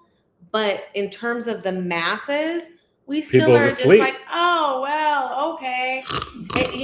And I gotta like go little get my sleeping Starbucks babies now because I cannot have anything about my comfort I cannot have my comfort in any way infringed upon. Gotta go get Starbucks. We'll deal with it later. We sure? That's why they call us sheeple, right? You can replace Starbucks with Target or anything. Yeah, it could be even the NFL. Yeah, or these different things. She gets on me for still watching sports, and I'm aware, and know the truth. But that's just my one vice of entertainment. Let's see. So we have Cutie Paw saying, I'm trying to switch more to Mediterranean diet to get more veggies in. I was talking about the electromagnetic food and eating in the sun. And and it's true. It's interesting. it's funny because sometimes when we get certain vegetable dishes, we're like, oh, so good. It's like this You feel calling alive. deep in your spirit when you have a good vegetable When I took her out dish. for her birthday lunch, we had amazing food, but it was just like I felt energized after it. You know what I mean? I felt alive. Yeah, and it was nice. It was really good. And yeah. So, anyways, suggestion: only family read the Miseducation of the Negro by Carter Woodson. Oh, I read it. That was faux. Yeah, I read it. Yeah, The Miseducation of the Negro, very powerful I think book. we might still have it. Oh, yeah, I think I still have that book. Yeah. And then you need to read Behold the Pale Horse from William Cooper. Have you read that? Yeah. If you have read that book, you know that everything that we're going through or Nutricide. Right now, Nutricide they were talking about in the 90s. it. And if you have not read it, read it now, and it'll explain everything we're going through, like straight up. Yeah. Let's see. Quintel said, I love learning. In my early 20s, I went to Job Corps so that I could get paid to learn. That is so cool. Like I remember that. I wish I had done stuff like that. I actually wanted to go to the Peace Corps, but whatever. I think because for the Peace Corps, you had to go straight into you had to either finish your degree, and that wasn't necessarily my path. And then Miranda said, if we're here to learn and grow, then it only makes sense that we're also teachers. That's right. Yeah. Yes, Miranda. I can see that. And that's what I was talking about earlier. I was talking about being the student and the teacher. That my goal is to learn something new every day. And that's the thing. If we all looked back to the person behind us, but that's where that whole American exceptionalism, we do it by ourselves and this and that, it kind of disconnected us from the very structures. Because if you think back to the way that we were historically, you always had the older teaching the younger and the youngest looking to the oldest for wisdom and whatnot. It takes a village. You know what I mean? Not everybody being that's scattered very and separate. real. The that's biggest very Western, thing was just this exceptionalism and do it on your own. And you're so great if you do it on your own. That but was it's a lie. Myth. It's a lie. Okay, so it's to get into your wallet said, and taxes. Yep, I agree with that. Messages you can learn from dummy. And Cutie Paw said, I got part of Fortune in Aquarius in my 6th house. That's interesting. Yeah. And so a lot of your blessings can come even, let's say 29 or 36, but or 30, I'm saying, but literally that's 29 years old, a 6th house, but it's going to be coming from your service to humanity or thinking outside the box, pushing the envelope, being weird and being proud of it, right? Tapping into it, innovation, technology, all of it. And Steven's talking about the books for dummies. Absolutely. Those were great books. Those they had them were for great books. everything. I remember those. They first started out with just for computers type stuff. And then they now have it for all kinds of stuff. Yes. Quintella, I didn't realize that I was always escaping until just a few years ago, and I still have my moments, but I am aware and able to catch and correct myself and force myself to go through the journey. When you say escaping, you because mean of escaping the Pisces from your moon, body and learning that you need to ground. I was talking about Pisces energy. This one is always. I've lived a lifetime. I've lived an ungrounded lifetime, so I can talk. That's why she married this person with all this Earth energy. Yes. Cat Moon, Virgo Sun, Virgo Sky. Bring me down. Bring me down, Scotty. And then let's see. Cutie Paws is talking to Stephen. She remembers the books. And Quintella said it's really easy for this Pisces energy to escape, even in the smallest ways. Absolutely. Yes. Because I said that Pisces lives in between the 3D and the 5D. You live it like in the ether. Pisces is in the spiritual realm. We have to be careful of that because addiction is something that we are very susceptible to. I have had more than one occasion where I have been very cognizantly aware of the fact that I could easily get addicted if I did X again, if I did this, if I don't stop. And I was lucky to have the ability to stop certain things. Because if I had not, it would not have been good. Then Janice, hey Janice, how are you, friend? Yes, I have so many grounding tools that I use to stay present, daydreaming for days as far back as I can remember. you know. She's a Pisces I've rising. always prided myself on the fact that I could daydream, and then people told me that maybe that wasn't the best thing for me to be doing all the time, and I was like, "What? What do you mean? I love it." Sure, I might not always get everything done on time, but But ask me if I had fun in my daydreams. I did. Now we have Bridget. Oh, she's new. Share your big three, Yes. Bridget. Welcome. Revelations for Dummies is a really great book too. Ooh. See, I told you they're more than just computers. When you get a chance to read it, we'll have to look over. That's interesting. Revelations as in the book in the Bible, or revelations as in just awarenesses. Yeah. Curious on that. Quintella said, yes, I would be in school daydreaming, especially if it was a subject that I didn't connect with, like history. Oh yeah. You know, I hear that. And see, I think it should be a requirement for all teachers to be entertaining. Like, I just think if you're not entertaining in some kind of way, like, you need to. Well, especially in this day and age, they have to compete with YouTube. I don't care. Instagram. Even when I was going to school, no, that's true. I needed somebody. Teachers. You could take a 4-hour college course and hello class today. It was like excruciating. Fo said, I appreciate you now, Biggie. Thank you. I am deep in your health with will you repeat your treatment again? Which treatment did you share? God, there's so many. I forgot what you're asking about, but for me, I was I don't know if I said it. Yeah, just continue on. Yeah. So Stephen said he's deep in his nodal return. Yeah. And so that's the thing with the Virgo South Node. I'm very focused on health, but a lot of things have come up. I'll tell you, when the South Node was transiting a while back, months ago, and she'll tell you, I was like, counting the days. When it was on my natal sun exactly, I was in a lot of physical pain. And I was like counting the days. And I even one time texted my other astrology friend, asked Laura Bruno, and she was like, she just had the date. She's like, oh, the nodes will switch to this degree and get off of your degree. I think she said it was like something the 5th of a month. It was maybe November 5th or December 5th. And I was like, oh, thank God. And then, it didn't clear up right away, but a couple of days after that, and I was starting to feel a little bit better. But the South Node is still hitting. It's at 8 degrees now, but I still have other planets in Virgo that it's going to hit, my midheaven and South Node, and will hit itself and Mars. So stay tuned and I'll report to you guys. But remember, Virgo Pisces is the health axis. So for this lunar eclipse on Tuesday, you're not manifesting during any eclipse, but definitely not a Virgo lunar eclipse, a blood moon. You are releasing, you're purging, you're detox, and maybe even get some acupuncture, get a little blood out, right? Bloodletting, the good way, not any of this weird demonic stuff. I'm talking about like the leeches, acupuncture, things like that are really good for cleansing, purging, releasing. And stop being so nitpicky, perfectionism, critical, and self-critical. It does not serve you.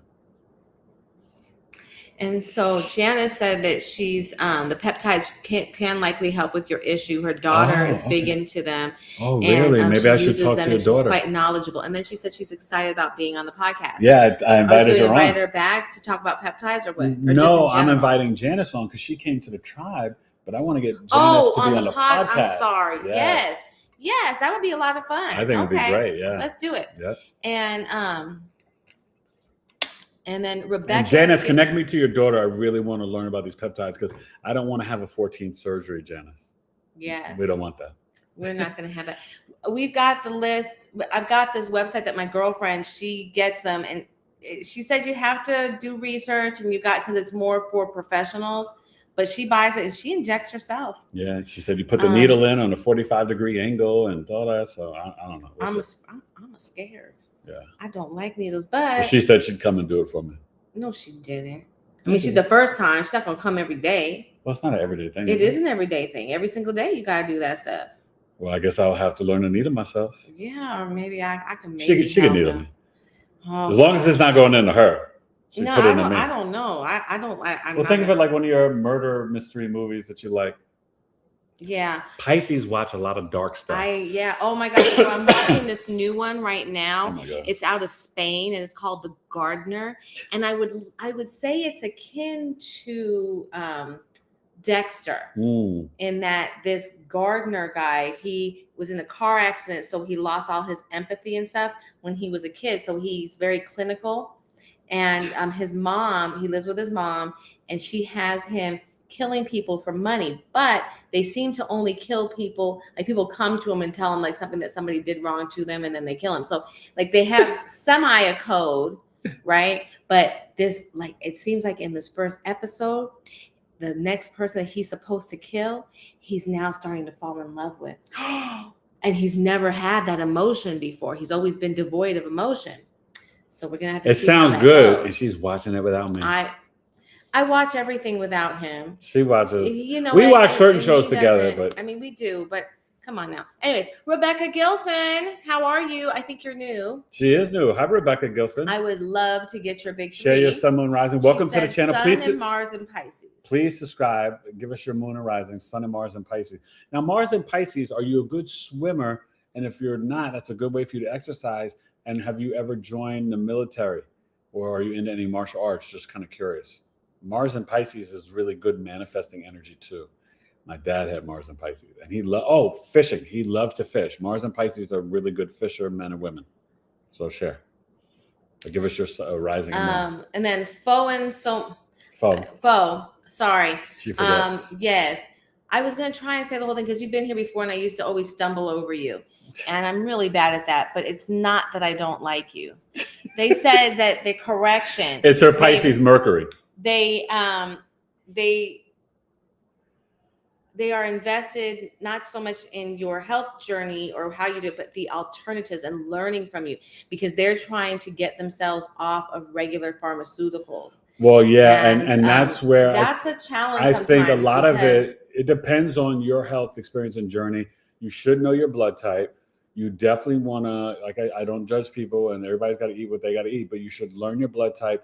But you definitely need more fruits and vegetables, right? You want the electromagnetic food, which is the fruits and vegetables, because you're an electromagnetic being. Remember, the flesh, the meat, it's dead. It's not living. So think about when you put something dead in your body. What are you going to get out of that? Except for fat and full. They lied to us, you guys, about the whole food pyramid, about protein, all of it. You know what I mean? There's a big movement for raw eggs coming back. I can't get there, but, you know, God bless people.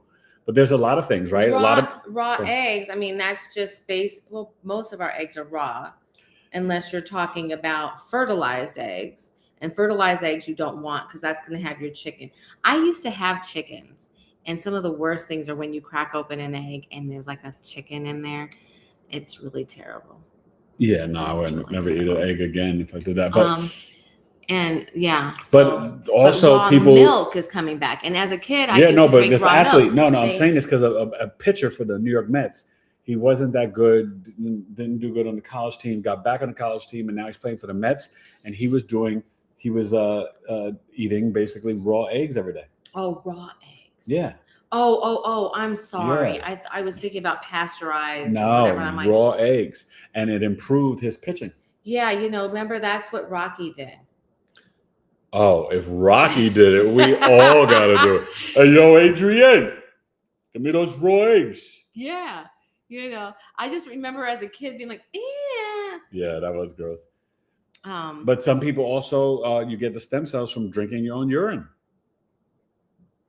You get that. Investigate it, I tried it once. I've never tried it. I might try it again. I'm gonna try it. I It's gotta not admit, that bad. I gotta try it. You have to just do it fast, and you don't do like a ton. Because I'm not going to Mexico to pay for stem cells. I'm not doing it. And stem cells are really big. But this is all Uranus, Gemini, Pluto, Aquarius, you guys, for health. It's coming.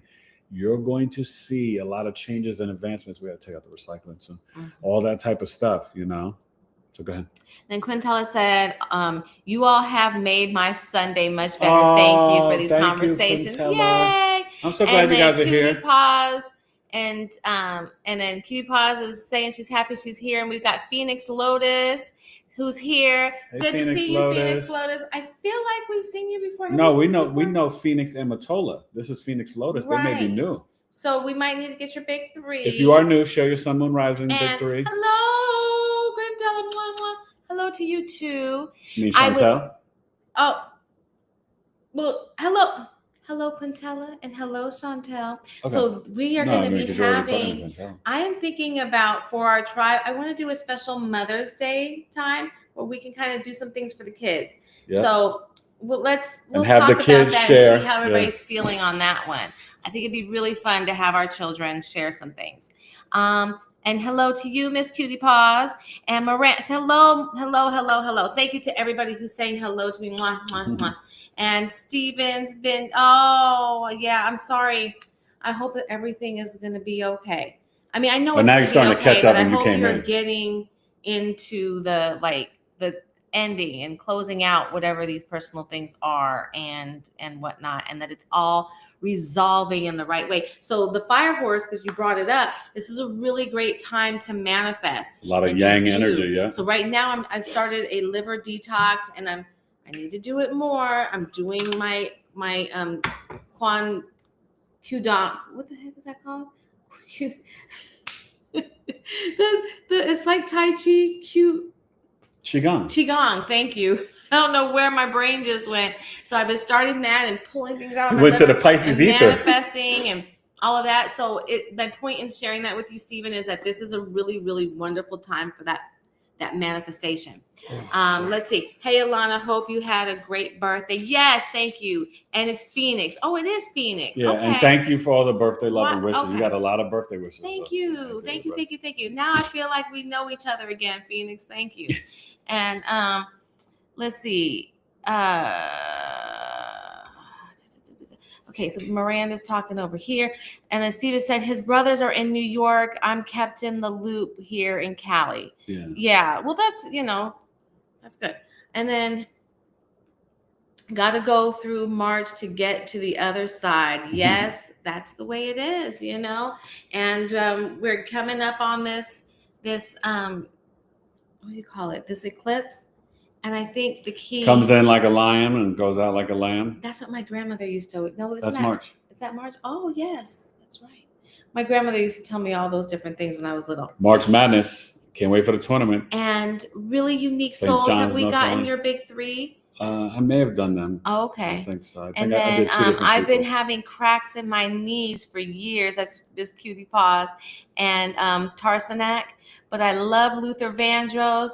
That's not demonic. No. Luther was great. He is wonderful. And there is still good music. Oh, wait. Little Black Kevin Bacon history moment.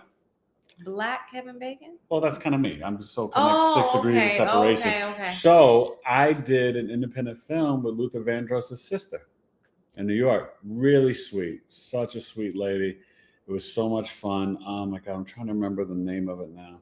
But it was about a family. So I was a younger brother in the family. And it was really a good story. David Goggins was the writer and director. We were trying to get on HBO. It didn't work out, but it was really good. Oh, God, Family Affair. I forgot the name of it, but it was really good. But she was great. I didn't get to meet Luther. At this point, no, he had already passed. But she was a sweetheart. Luther's sister. So 28th Street Media. What do you do, 28th Street Media? I might want to talk to you. Yeah. But they're saying that they used to be in Hollywood and it was pure evil. Yeah. But it's time. I used to live in the Valley and around a lot of celebrities. Let me finish real quick. I paused. Okay. No. So one of my early acting coaches was Soleil Moon Prize father. I went to some early pilots for Nickelodeon back in the day, but it never really spoke to me. But I did have friends who were into it. My mother's best friend was engaged to Marlon Brando. So we had a lot of celebrity type things, and it's different. So 28th Street, definitely let me know. But what I'm saying is that, and I'm radio, television, film, theater, Screen Actors Guild. But so what we've got to do is make it so that you don't have to sell your soul to just share your natural creative gifts from God, right?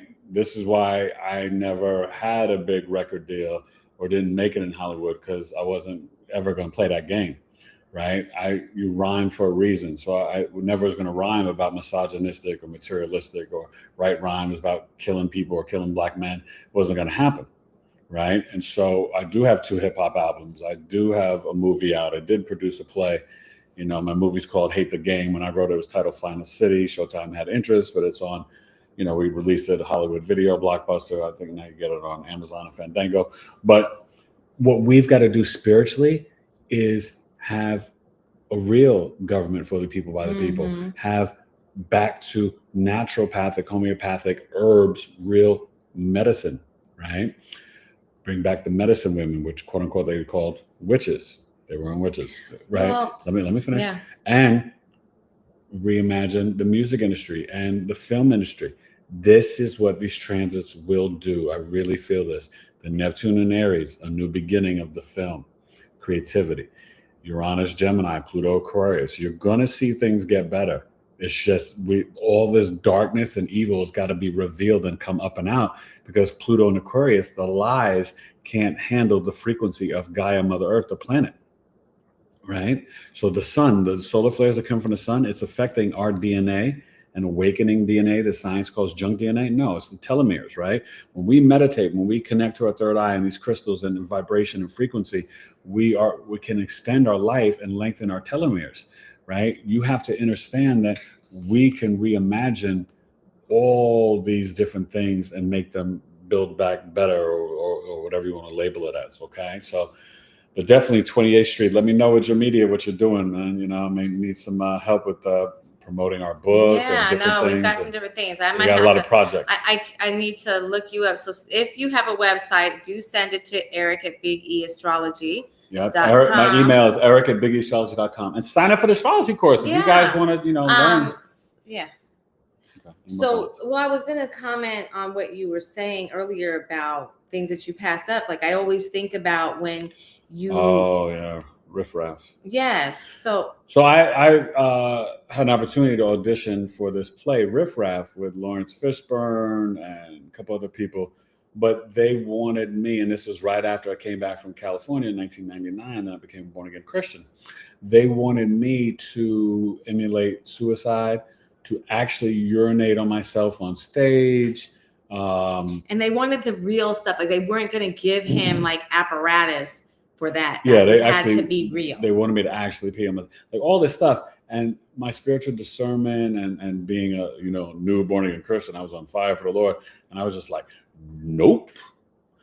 So but it could have changed my career, But I've had a lot of opportunities like that I whatever. But that one specifically, it was like the carrot was right there. Mm-hmm. And that was coming right after In Living Color. Well, right? It was 99. 2000 actually. In Living Color was 94. When I graduated University of Maryland, I had auditioned for In Living Color, and I made it all the way through. Off the air that long? Yeah, it stopped in 94. Oh, I thought they stopped closer to 2000. No, oh, wow. No. Okay. So, and they were going to fly me out to LA to meet the executives at Fox, but then when they announced the fall schedule in May of 94, they canceled the show. Now, I went to high school with Shawn Wayans, and I knew Marlon or whatever, but I killed the auditions. Now, I don't do stand-up, but sketch comedy, I'm no freaking joke. That's the Neptune on the ascendant. I can literally shapeshift and morph into anything, anybody, so I'm good. He makes me laugh all the time. Yeah. So Phoenix said, the faux Phoenix, because we have 2 Phoenixes on here. So we have Phoenix, Lotus, and Phoenix. I'm just going to call you that way. But Phoenix said, she said, y'all skin is so beautiful. What do you use on it? And name the produced. Sabale Pure. Pronounced Phoenix. Thank you. Sabale Pure. Type it in the chat. Phoenix Amen Lee. Phoenix Amen Lee. Okay. Yeah, used to say Amen Lee. Yeah. Okay. Now, Phoenix offered to do an internship with us. Phoenix, you got to email me back so we can talk about stuff. We, at the time, things were just really hectic, but it may be a good time to think about something like that now. And maybe you could even, be involved in monitoring or we could figure out even something with the astrology class, just reach out and let's talk, So I do very simple things. Well, she makes organic and vegan body and skincare. I make my body care, so I use my facial oil on my face. And I don't wear makeup a lot. Honestly, I Those think chemicals are bad for you. in itself, if you can be a person that does not wear makeup, you're gonna add so many years to your face, because I believe it clogs your pores. Yeah. But let me just say, let her type that in the chat. But I will interject with, I use her products, but I also have Venus on the ascendant, so it's just gonna grow. Just over the years, it's gonna be nice. You know what I'm saying? So yeah, that's what I do. Love And Venus, thank you so much. That's very kind. And no, thank you. I'm joking, but thank you. But I do have Venus on the ascendant.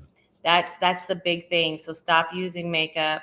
And she's a Taurus rising. And I put on stuff here. Like right now, I don't have anything on. I do have some facial oil that I put on a while ago, but I only put on makeup, and I'll usually either use like a loose powder, sometimes a very light foundation. And when I say light, what I do is I'll do like one squirt, kind of mix the foundation with my oil and then put it on, so it's very light. And then I'll even add water, so it's just enough to where, some of these imperfections are gone, but yeah, that's how I like to I do call things. them perfections. Aw, thank you, dear.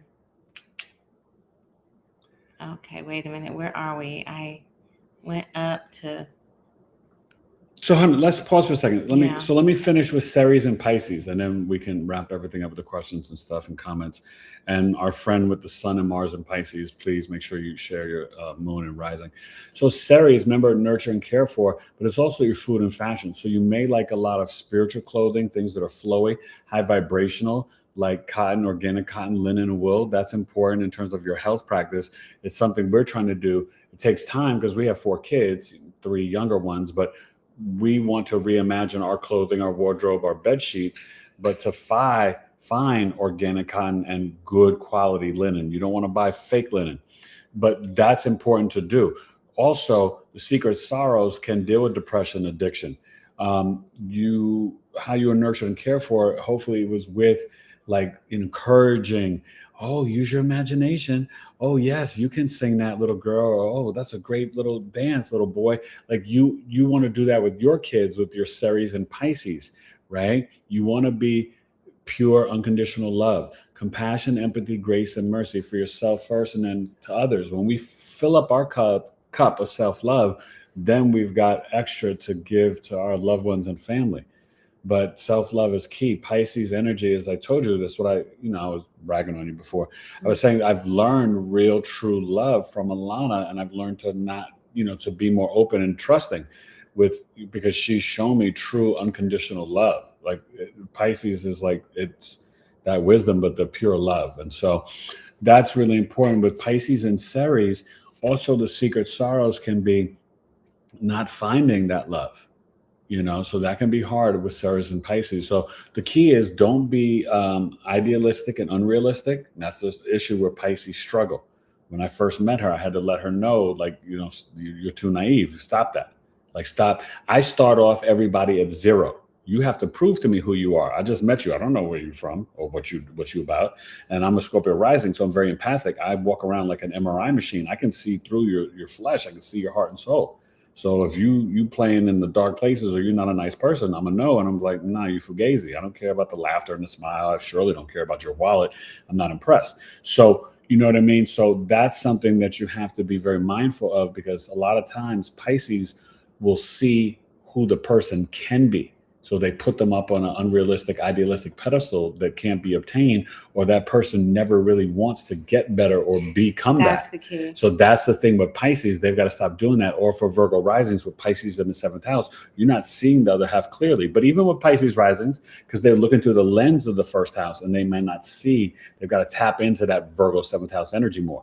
So with Pisces and Ceres, spiritual discernment and trying to take people for, like, believe people when they show you who they are. Believe them. That's the thing. Very simple. Most life lessons are very really simple, and it's they like go 1, back 2, 3. to stuff that your grandparents told you. 1, 2, 3. Phoenix Lotus said, I love how a Scorpio risings can get deep into the hidden truth. Oh, we live for it. As a Scorpio rising, like, I don't want nothing that's not truth. Should tell you, My second album is called Truth Speaker. I'm all about the truth. My first album's Hip Hop Forever. It's all about truth. Yeah, and I like that. So Quintella said that she said that yes, the fire horse did come on really strong and positive February 17th, but she's feeling it slow down because this is a 9-month. And I will have to say, I do agree with you. I can feel that energy shift, but I'm really trying to like keep it together and keep it positive. I'm like, no, I think March will be good. I won't slip. I do think March will be So I'm just trying positive. to really keep my mental positive right now. And then 28th Street Media said that they remember writing episode 2, which episode of what? Can you say? And that they wanted to put Blacks and Latinos in it, and that they were told no, and they had to push to make it happen. Yeah, a lot of that stuff is interesting. I just ran across so many shows. Can I wait? Let me just interject real quick. They wouldn't allow me on Ed. Ed was filmed in the 90s and it was supposed to be in Ohio, New York City. They said there were no Black guys in Ohio with locks. They wouldn't allow me on some of the medical shows in New York. That they were like, oh, well, there are no doctors with locks or different things. You know what I mean? When I cut off my locks, then I got in the movie The Interpreter, Sidney Pollack's last film that he directed with Sean Penn and whatever. We shot in the United Nations. I was all in the UN. Ooh, let me tell you. I haven't gone down that rabbit hole with y'all yet, but I worked in the UN with Sidney Pollack on that movie and Nicole Kidman. And I was telling Alana this the other day. It's really fascinating, but every TV show and film I worked on, and I'm not saying this to brag, it's not bragging, it's just reality. Every famous like celebrity, actor, actress, they would always be looking at me. They would be checking me. Like, the Royal Tenenbaums, Gwyneth Paltrow made sure she introduced herself to me.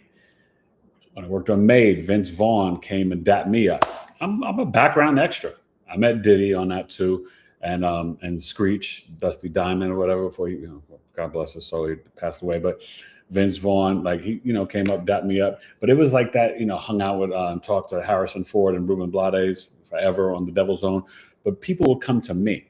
And I realized now there was something, they saw a light in me that they were attracted to that was maybe untouched or not caught up in their whatever. And I think now in my spiritual discernment, I think that's what it was. You know what I mean? And that I was just real and authentic, but also I'm a native New Yorker. I never jocked anybody. So they also, I think, maybe appreciated or sensed that energy about me. They're like, this guy's the star. Who's this guy? You know what I mean? Sidney Crawford. Raquel Welch was checking me out on Central Park West, looking at my locks, and Christine Baranski, on Welcome to New York. Oh, Eric, and this is what she actually said. Eric, I love your Rastafarians. And somebody corrected her. And the next day she said, Eric, your dreadlocks are looking beautiful today. I was like, thank you, Christina. Because, she wasn't trying to be mean. She didn't know. She was ignorant, right? But you're right. There's something about... so I could see on that show what you were talking about, but I dealt with that stuff and not getting casted for things, I was too light. I didn't get on Oz, and I didn't get on Sopranos for this show, but the casting director had me come in for an audition, and I knew I was going to get it because, in the waiting room, every dude was a dark-skinned Black dude with like a Caesar or a Baldy. So I was like the only light-skinned guy there with locks. And I was like, there's something funny about this. But she said, no, you're not going to get this part. But I wanted to meet you, right, and call you in and have you read because, we may have stuff for you later in the future. So I thought that was cool, but I obviously, they were going with the stereotype of this scene. The guy was a gangster or a criminal, and they wanted the whatever, So it's the way it goes. It's the business. It's fugazi. Yeah, and the thing is, the business goes all over the place. I just ran in on like YouTube this person that I used to see on Project Runway back in the day, and I started out in high-end fashion, so I made it the point to kind of rise up in that level. And I managed a couture salon at Saks Fifth Avenue in San Francisco, and it was really hard to realize that I was going to be judged, and I had hit my ceiling. They were not going to, at least the environment that I was in, unless I somehow met people way out of, they weren't going to embrace me. And it's hard to like go, wow, like y'all don't want me because of what? And it's something that you can't do anything about. Yeah. Kind of sucks. Miranda asked what book, and it was funny, as I was scrolling through, I saw that Evelyn said Behold the Pale White Horse, so maybe she answered you, but I think that's the book you're referring to. Behold and thank you, Ev, for that's looking written by out. William Cooper, and it just, and he was killed. They killed him, took him out, but he released the real video footage from the CIA of, JFK, that what took him out was the driver, and just so many other things. But he basically explained everything that you saw in 2020 in the book, and beyond that, like all the plans, everything. And they've been planning this stuff for ever. Like, this book talked about the fact that they had started planning it like pre-Kennedy. Kennedy was just like, so this is, they're playing the long game. So Phoenix, the New World Order. Phoenix Lotus says Scorpio rising, Libra moon, Virgo sun. Oh, Libra moon in the 12th house. So you and mom may not get along so well. It could dissolve the relationship, but your and I hate to say it, but mom could be the hidden enemy. There could be some jealousy there. The Virgo sun in 11th house, that's what I have. You're naturally a humanitarian. And, sometimes with the sun in the 11th house, your extreme wealth or reaching your hopes, dreams, and wishes can come after, after 46. What can even be, at like 58. Like it's later and, past the all that stuff, like the Uranus opposition, things like that. But the Libra moon in 12th house, your hidden talent is how you relate to other people. You're super charming. You know how to bring pleasure and beauty and harmony to any space you're in, and you can relate to anybody. You know what I mean? And you emotionally may feel like you need to spend time in isolation to recharge your body and your health. You're very intuitive, though. When you have the moon or the sun in the 12th house, you have spiritual and psychic gifts. I would definitely book a chart reading, because I can give you some tips to tap into the spiritual realm and really, get plugged in the way you should be. And I'm just bringing this up because I just put my chapstick on. And so this is my brand right here, Phoenix. I need to read it again. But Phoenix, this is my brand right here. It's Sabale Pure. And so it's all organic and all the stuff. This one actually features peppermint oil, so I can feel little tinglies. And you can put that on. But it's seasonal lip balm. She's got spring, summer, autumn, and winter. They're all amazing. And they're available whenever. So Steven said, I agree with the Fire Horse energized me. Also, again, it is my solar return today. Oh, okay. Happy birthday. And birth date is March 2nd. Oh my gosh. Yes. Happy tomorrow. Wow. Happy But the birthday. return is today. It's the day before, I'm 56 now, as my partner says. Okay, old man. I heard that. Well, I'll be 56 in September. Yes, Steven, you look great and you're doing good, man. Keep going. And oh, you guys are so sweet. Thank you, Quintella. She said that Quintella was telling Miranda that it's great when I enter a room. Thank you. Oh. I appreciate that. Cutie Paw says, can you put those books you mentioned in the chat? So Evelyn just did that. Behold the Pale White Horse. And the other person had the, oh my gosh. But there's a book called Nutricide that came out in the early 90s. It was about nutrition. It was really big on Howard's campus, and I was down at DC in Maryland, and I forgot the author. You know what? What we'll do is Cutie Paws, we'll figure out some of these books, and I think maybe that could be like a good little thing to put up, like maybe in the community or whatever. So give us time. We're not going to put it in the chat, but we'll put together something and we'll put it in the community. I don't even know the name of that book, but it was deep. Oh, thank you. And and The 12th Planet by Zachariah Sitchin. Zachariah Sitchin was a brilliant, brilliant author that talked about, the Anunnaki and just all different things way ahead of his time. Zachariah Sitchin. Just do a Google search on him and see his list of books. But I read and loved The 12th Planet. So Quintella was just talking about my products. Thank you, love. I appreciate that. Our products are amazing. And Phoenix Lotus said part of Fortune and Sagittarius. And then so it's going to be around your knowledge, your wisdom, and your teaching. Spiritual, Phoenix financial blessings. And solely I'm gonna have to write your name down. I am so bad. Phoenix and Soli. I can remember the Lee at the end and the Phoenix at the bottom. And Soli, Phoenix and Soli. Let's say Phoenix Did Lee. I say that?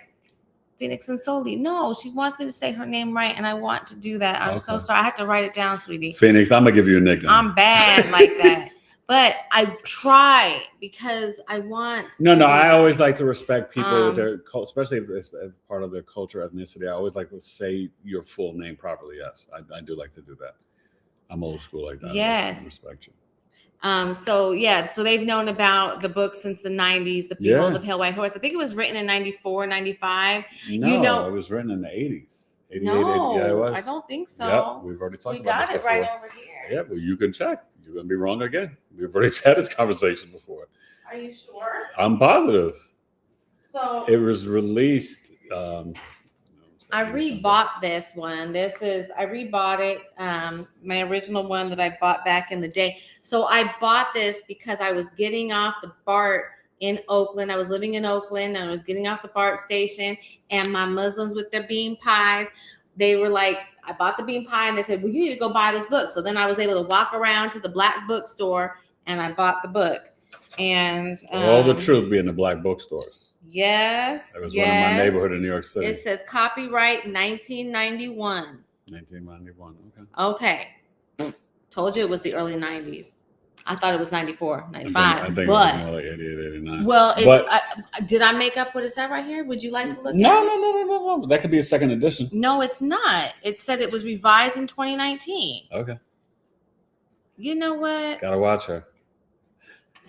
Anyways, he just thinks he knows everything. Ladies, do y'all have anybody like this who just thinks they know everything? I didn't say I know everything. I said I thought I remember the date, but we had this conversation before. I knew it wasn't 94 though. Let's keep it moving. I want to get back to my people.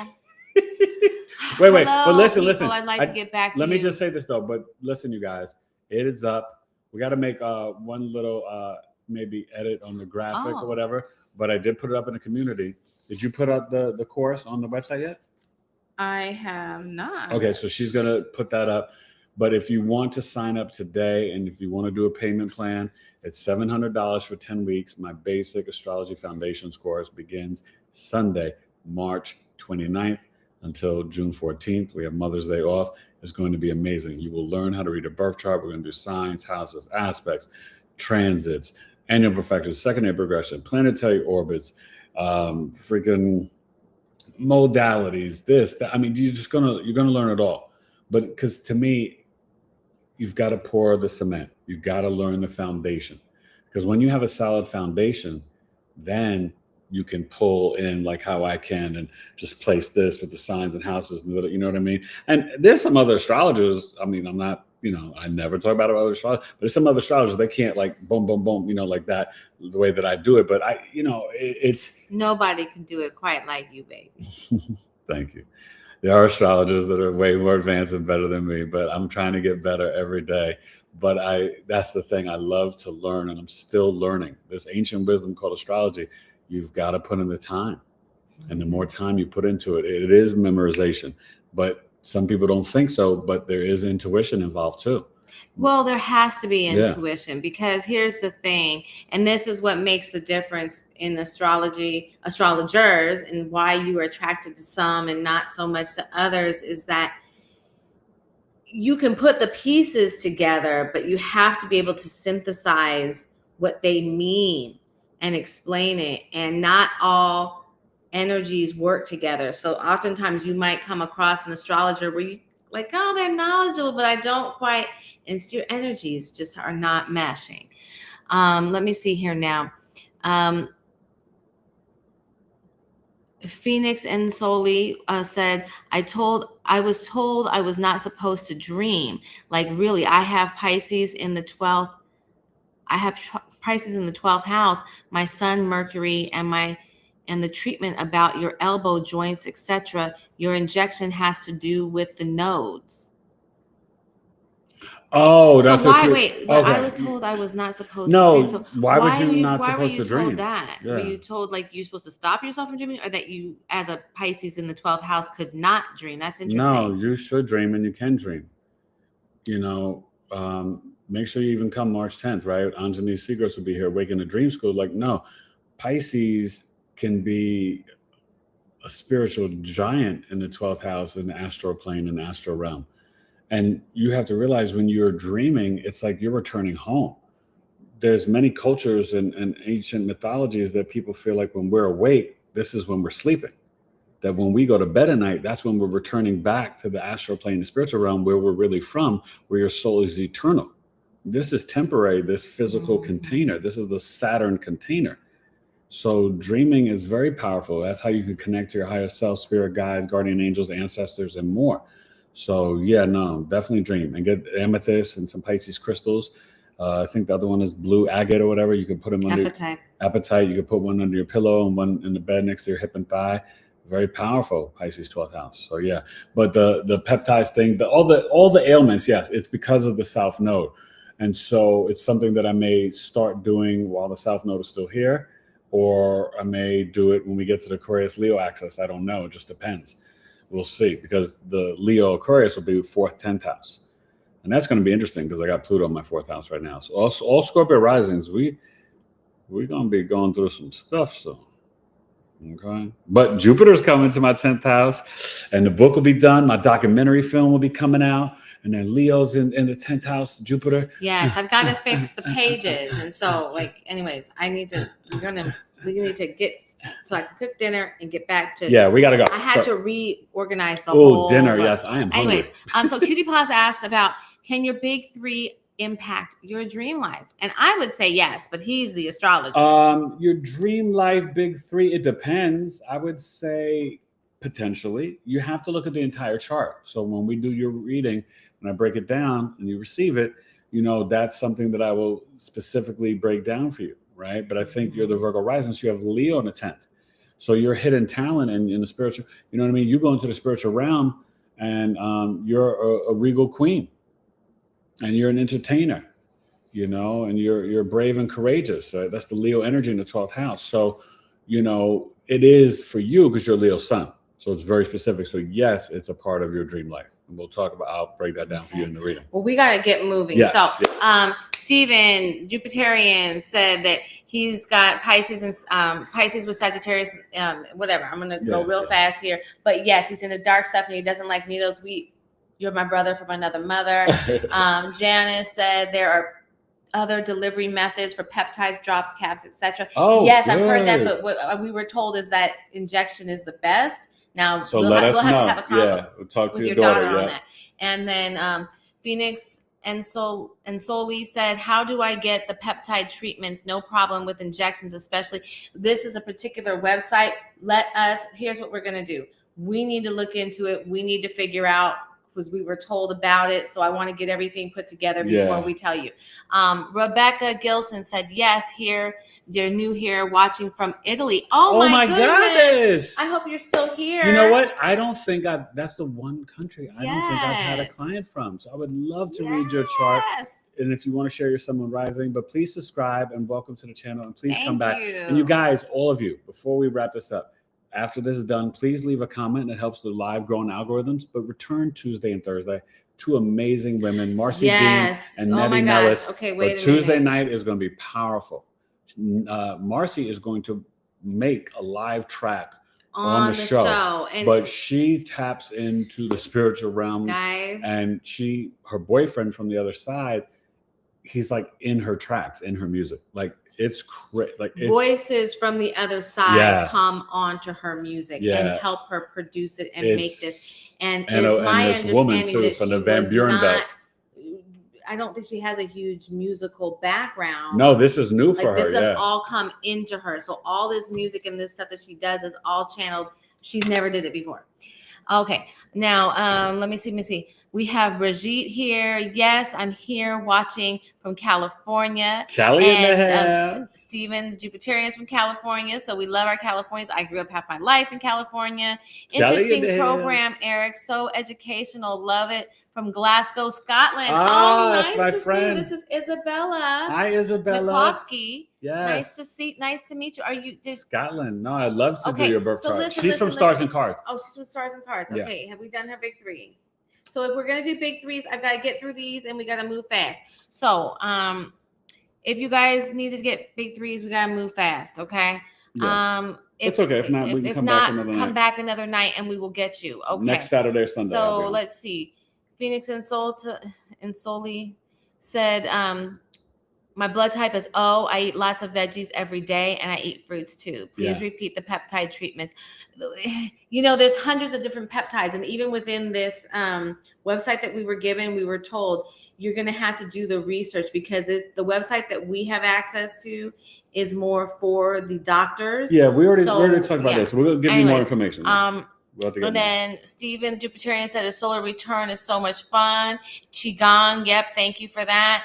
Love that. And Janice is taking Tai Chi classes. Oh, good, Janice. Very cool. And I'm a super athlete. That is Floss Dog. Floss Dog. Floss Dog. Yes, you've been here before. It's been here. a long time. What's up, Floss Dog? Good to see you. And then Miranda says, is anyone looking for some really high vibrational music? Check out my love.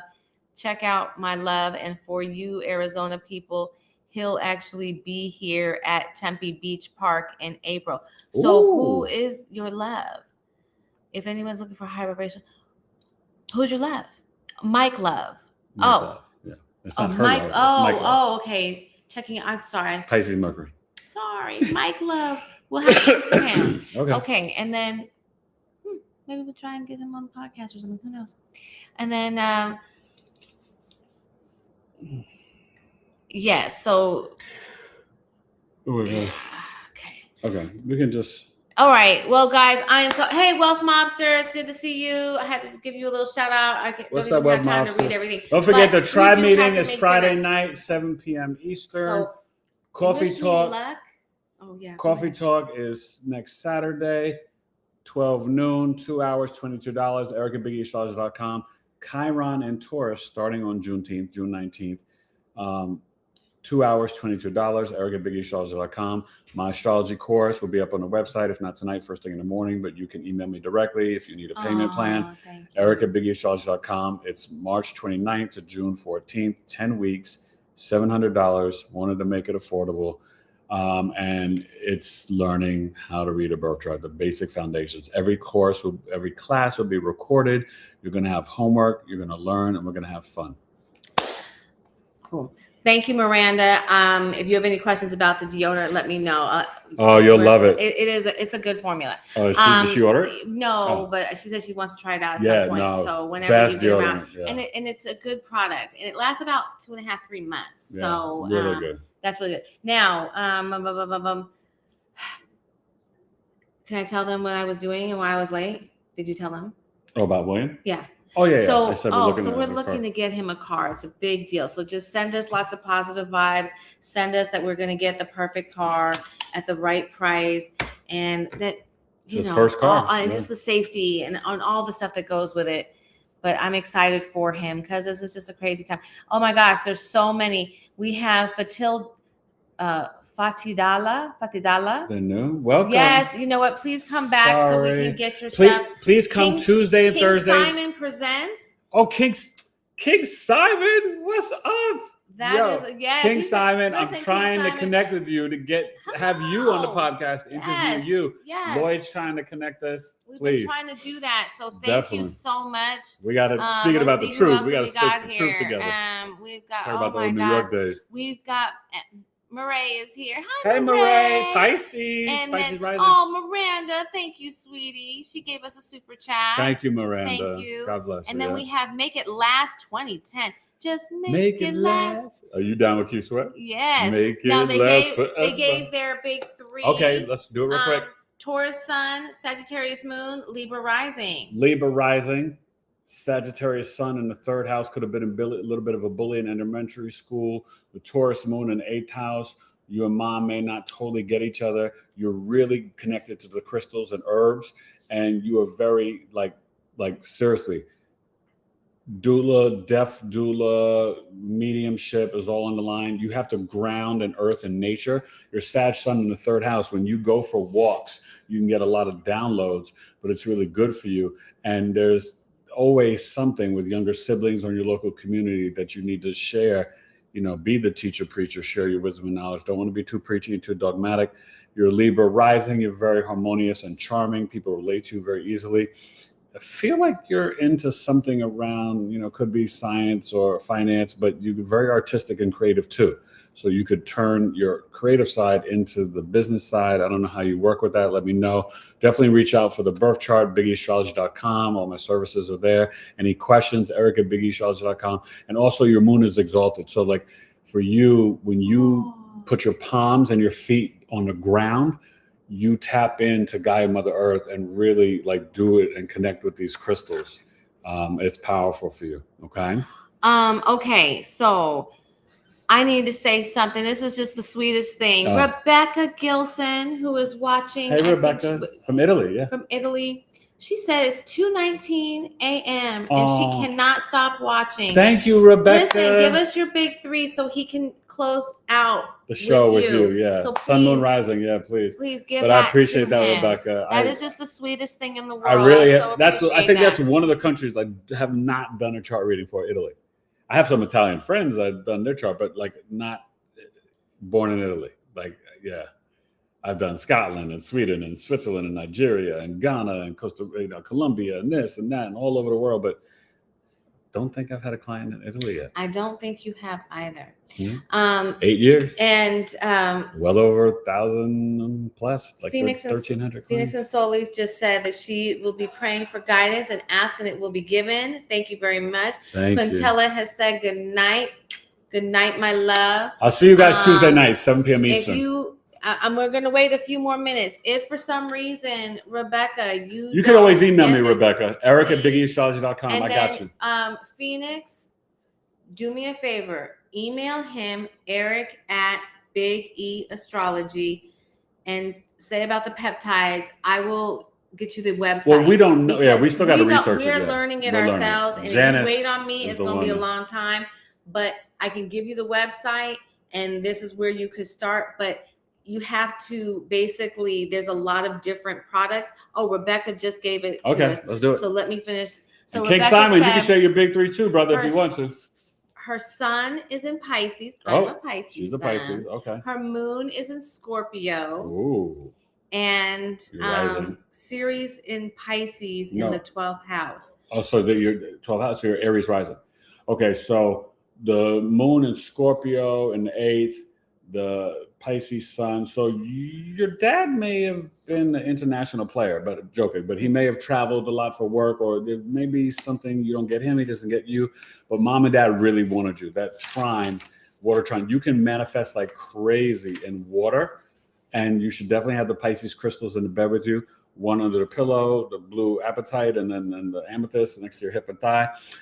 You're an Aries rising though. It's one of the most rare and authentic rising signs. The two most are Pisces and Aquarius. Pisces and Aries. The most rare sun sign is Aquarius. The most common is Virgo. Most common birth date, thanks to Lloyd Strayhorn, September 9th. I didn't know that. He broke it down for me. But, you're really tapped in. You are very psychic and intuitive. And the thing that you have to remember, you need time to restore and rest. This Pisces season, make sure you're taking your naps. Your Ceres and Pisces in the 12th house with Mercury retrograde. This is a good time to do some journaling and writing, even maybe tap into doing a dream book. I can help you with that in the chart reading, but even writing down some of your dreams that you want to manifest. 3-6-9 method, 3 times in the morning, 6 in the afternoon, 9 at night. Those types of things can really help you. You are an empath, psychic, and intuitive, and a spiritual giant, Rebecca. So thank you for coming on. And that Scorpio moon, remember, it's in its fall there. It's not a death sentence, but when you go through the very intense waves of emotions, you must purge, release, and detox. You can't stay in that. It will literally make you sick. It can affect, even bring on colon or ovarian cancer. You must release the emotions. And also when you go out and about and you're out in the world, you have got to come home. If you're not going back out, wash your hands and your face and take off your clothes, put on your house clothes, because you're walking around, you're like an energy sponge. And you may see spirits from the other side, right? People like mediumship could be very strong for you as well. So thank you.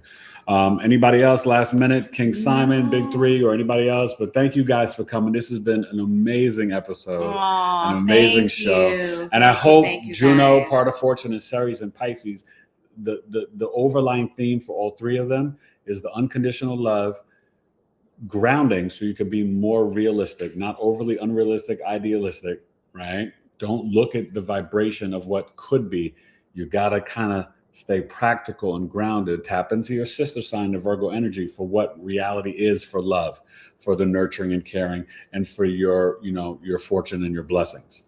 But tap into your intuitive psychic gifts, your imagination and creativity, compassion, empathy, grace, and mercy for yourself first. That is the order for everybody, but that is big time prescription from Dr. Big E for Pisces placements. Okay. I love you guys. Good night. And thank you for watching episode 430. Thank you so much. 431 Tuesday, 7 p.m. Eastern with Miss Marcy Dean, the musical medium.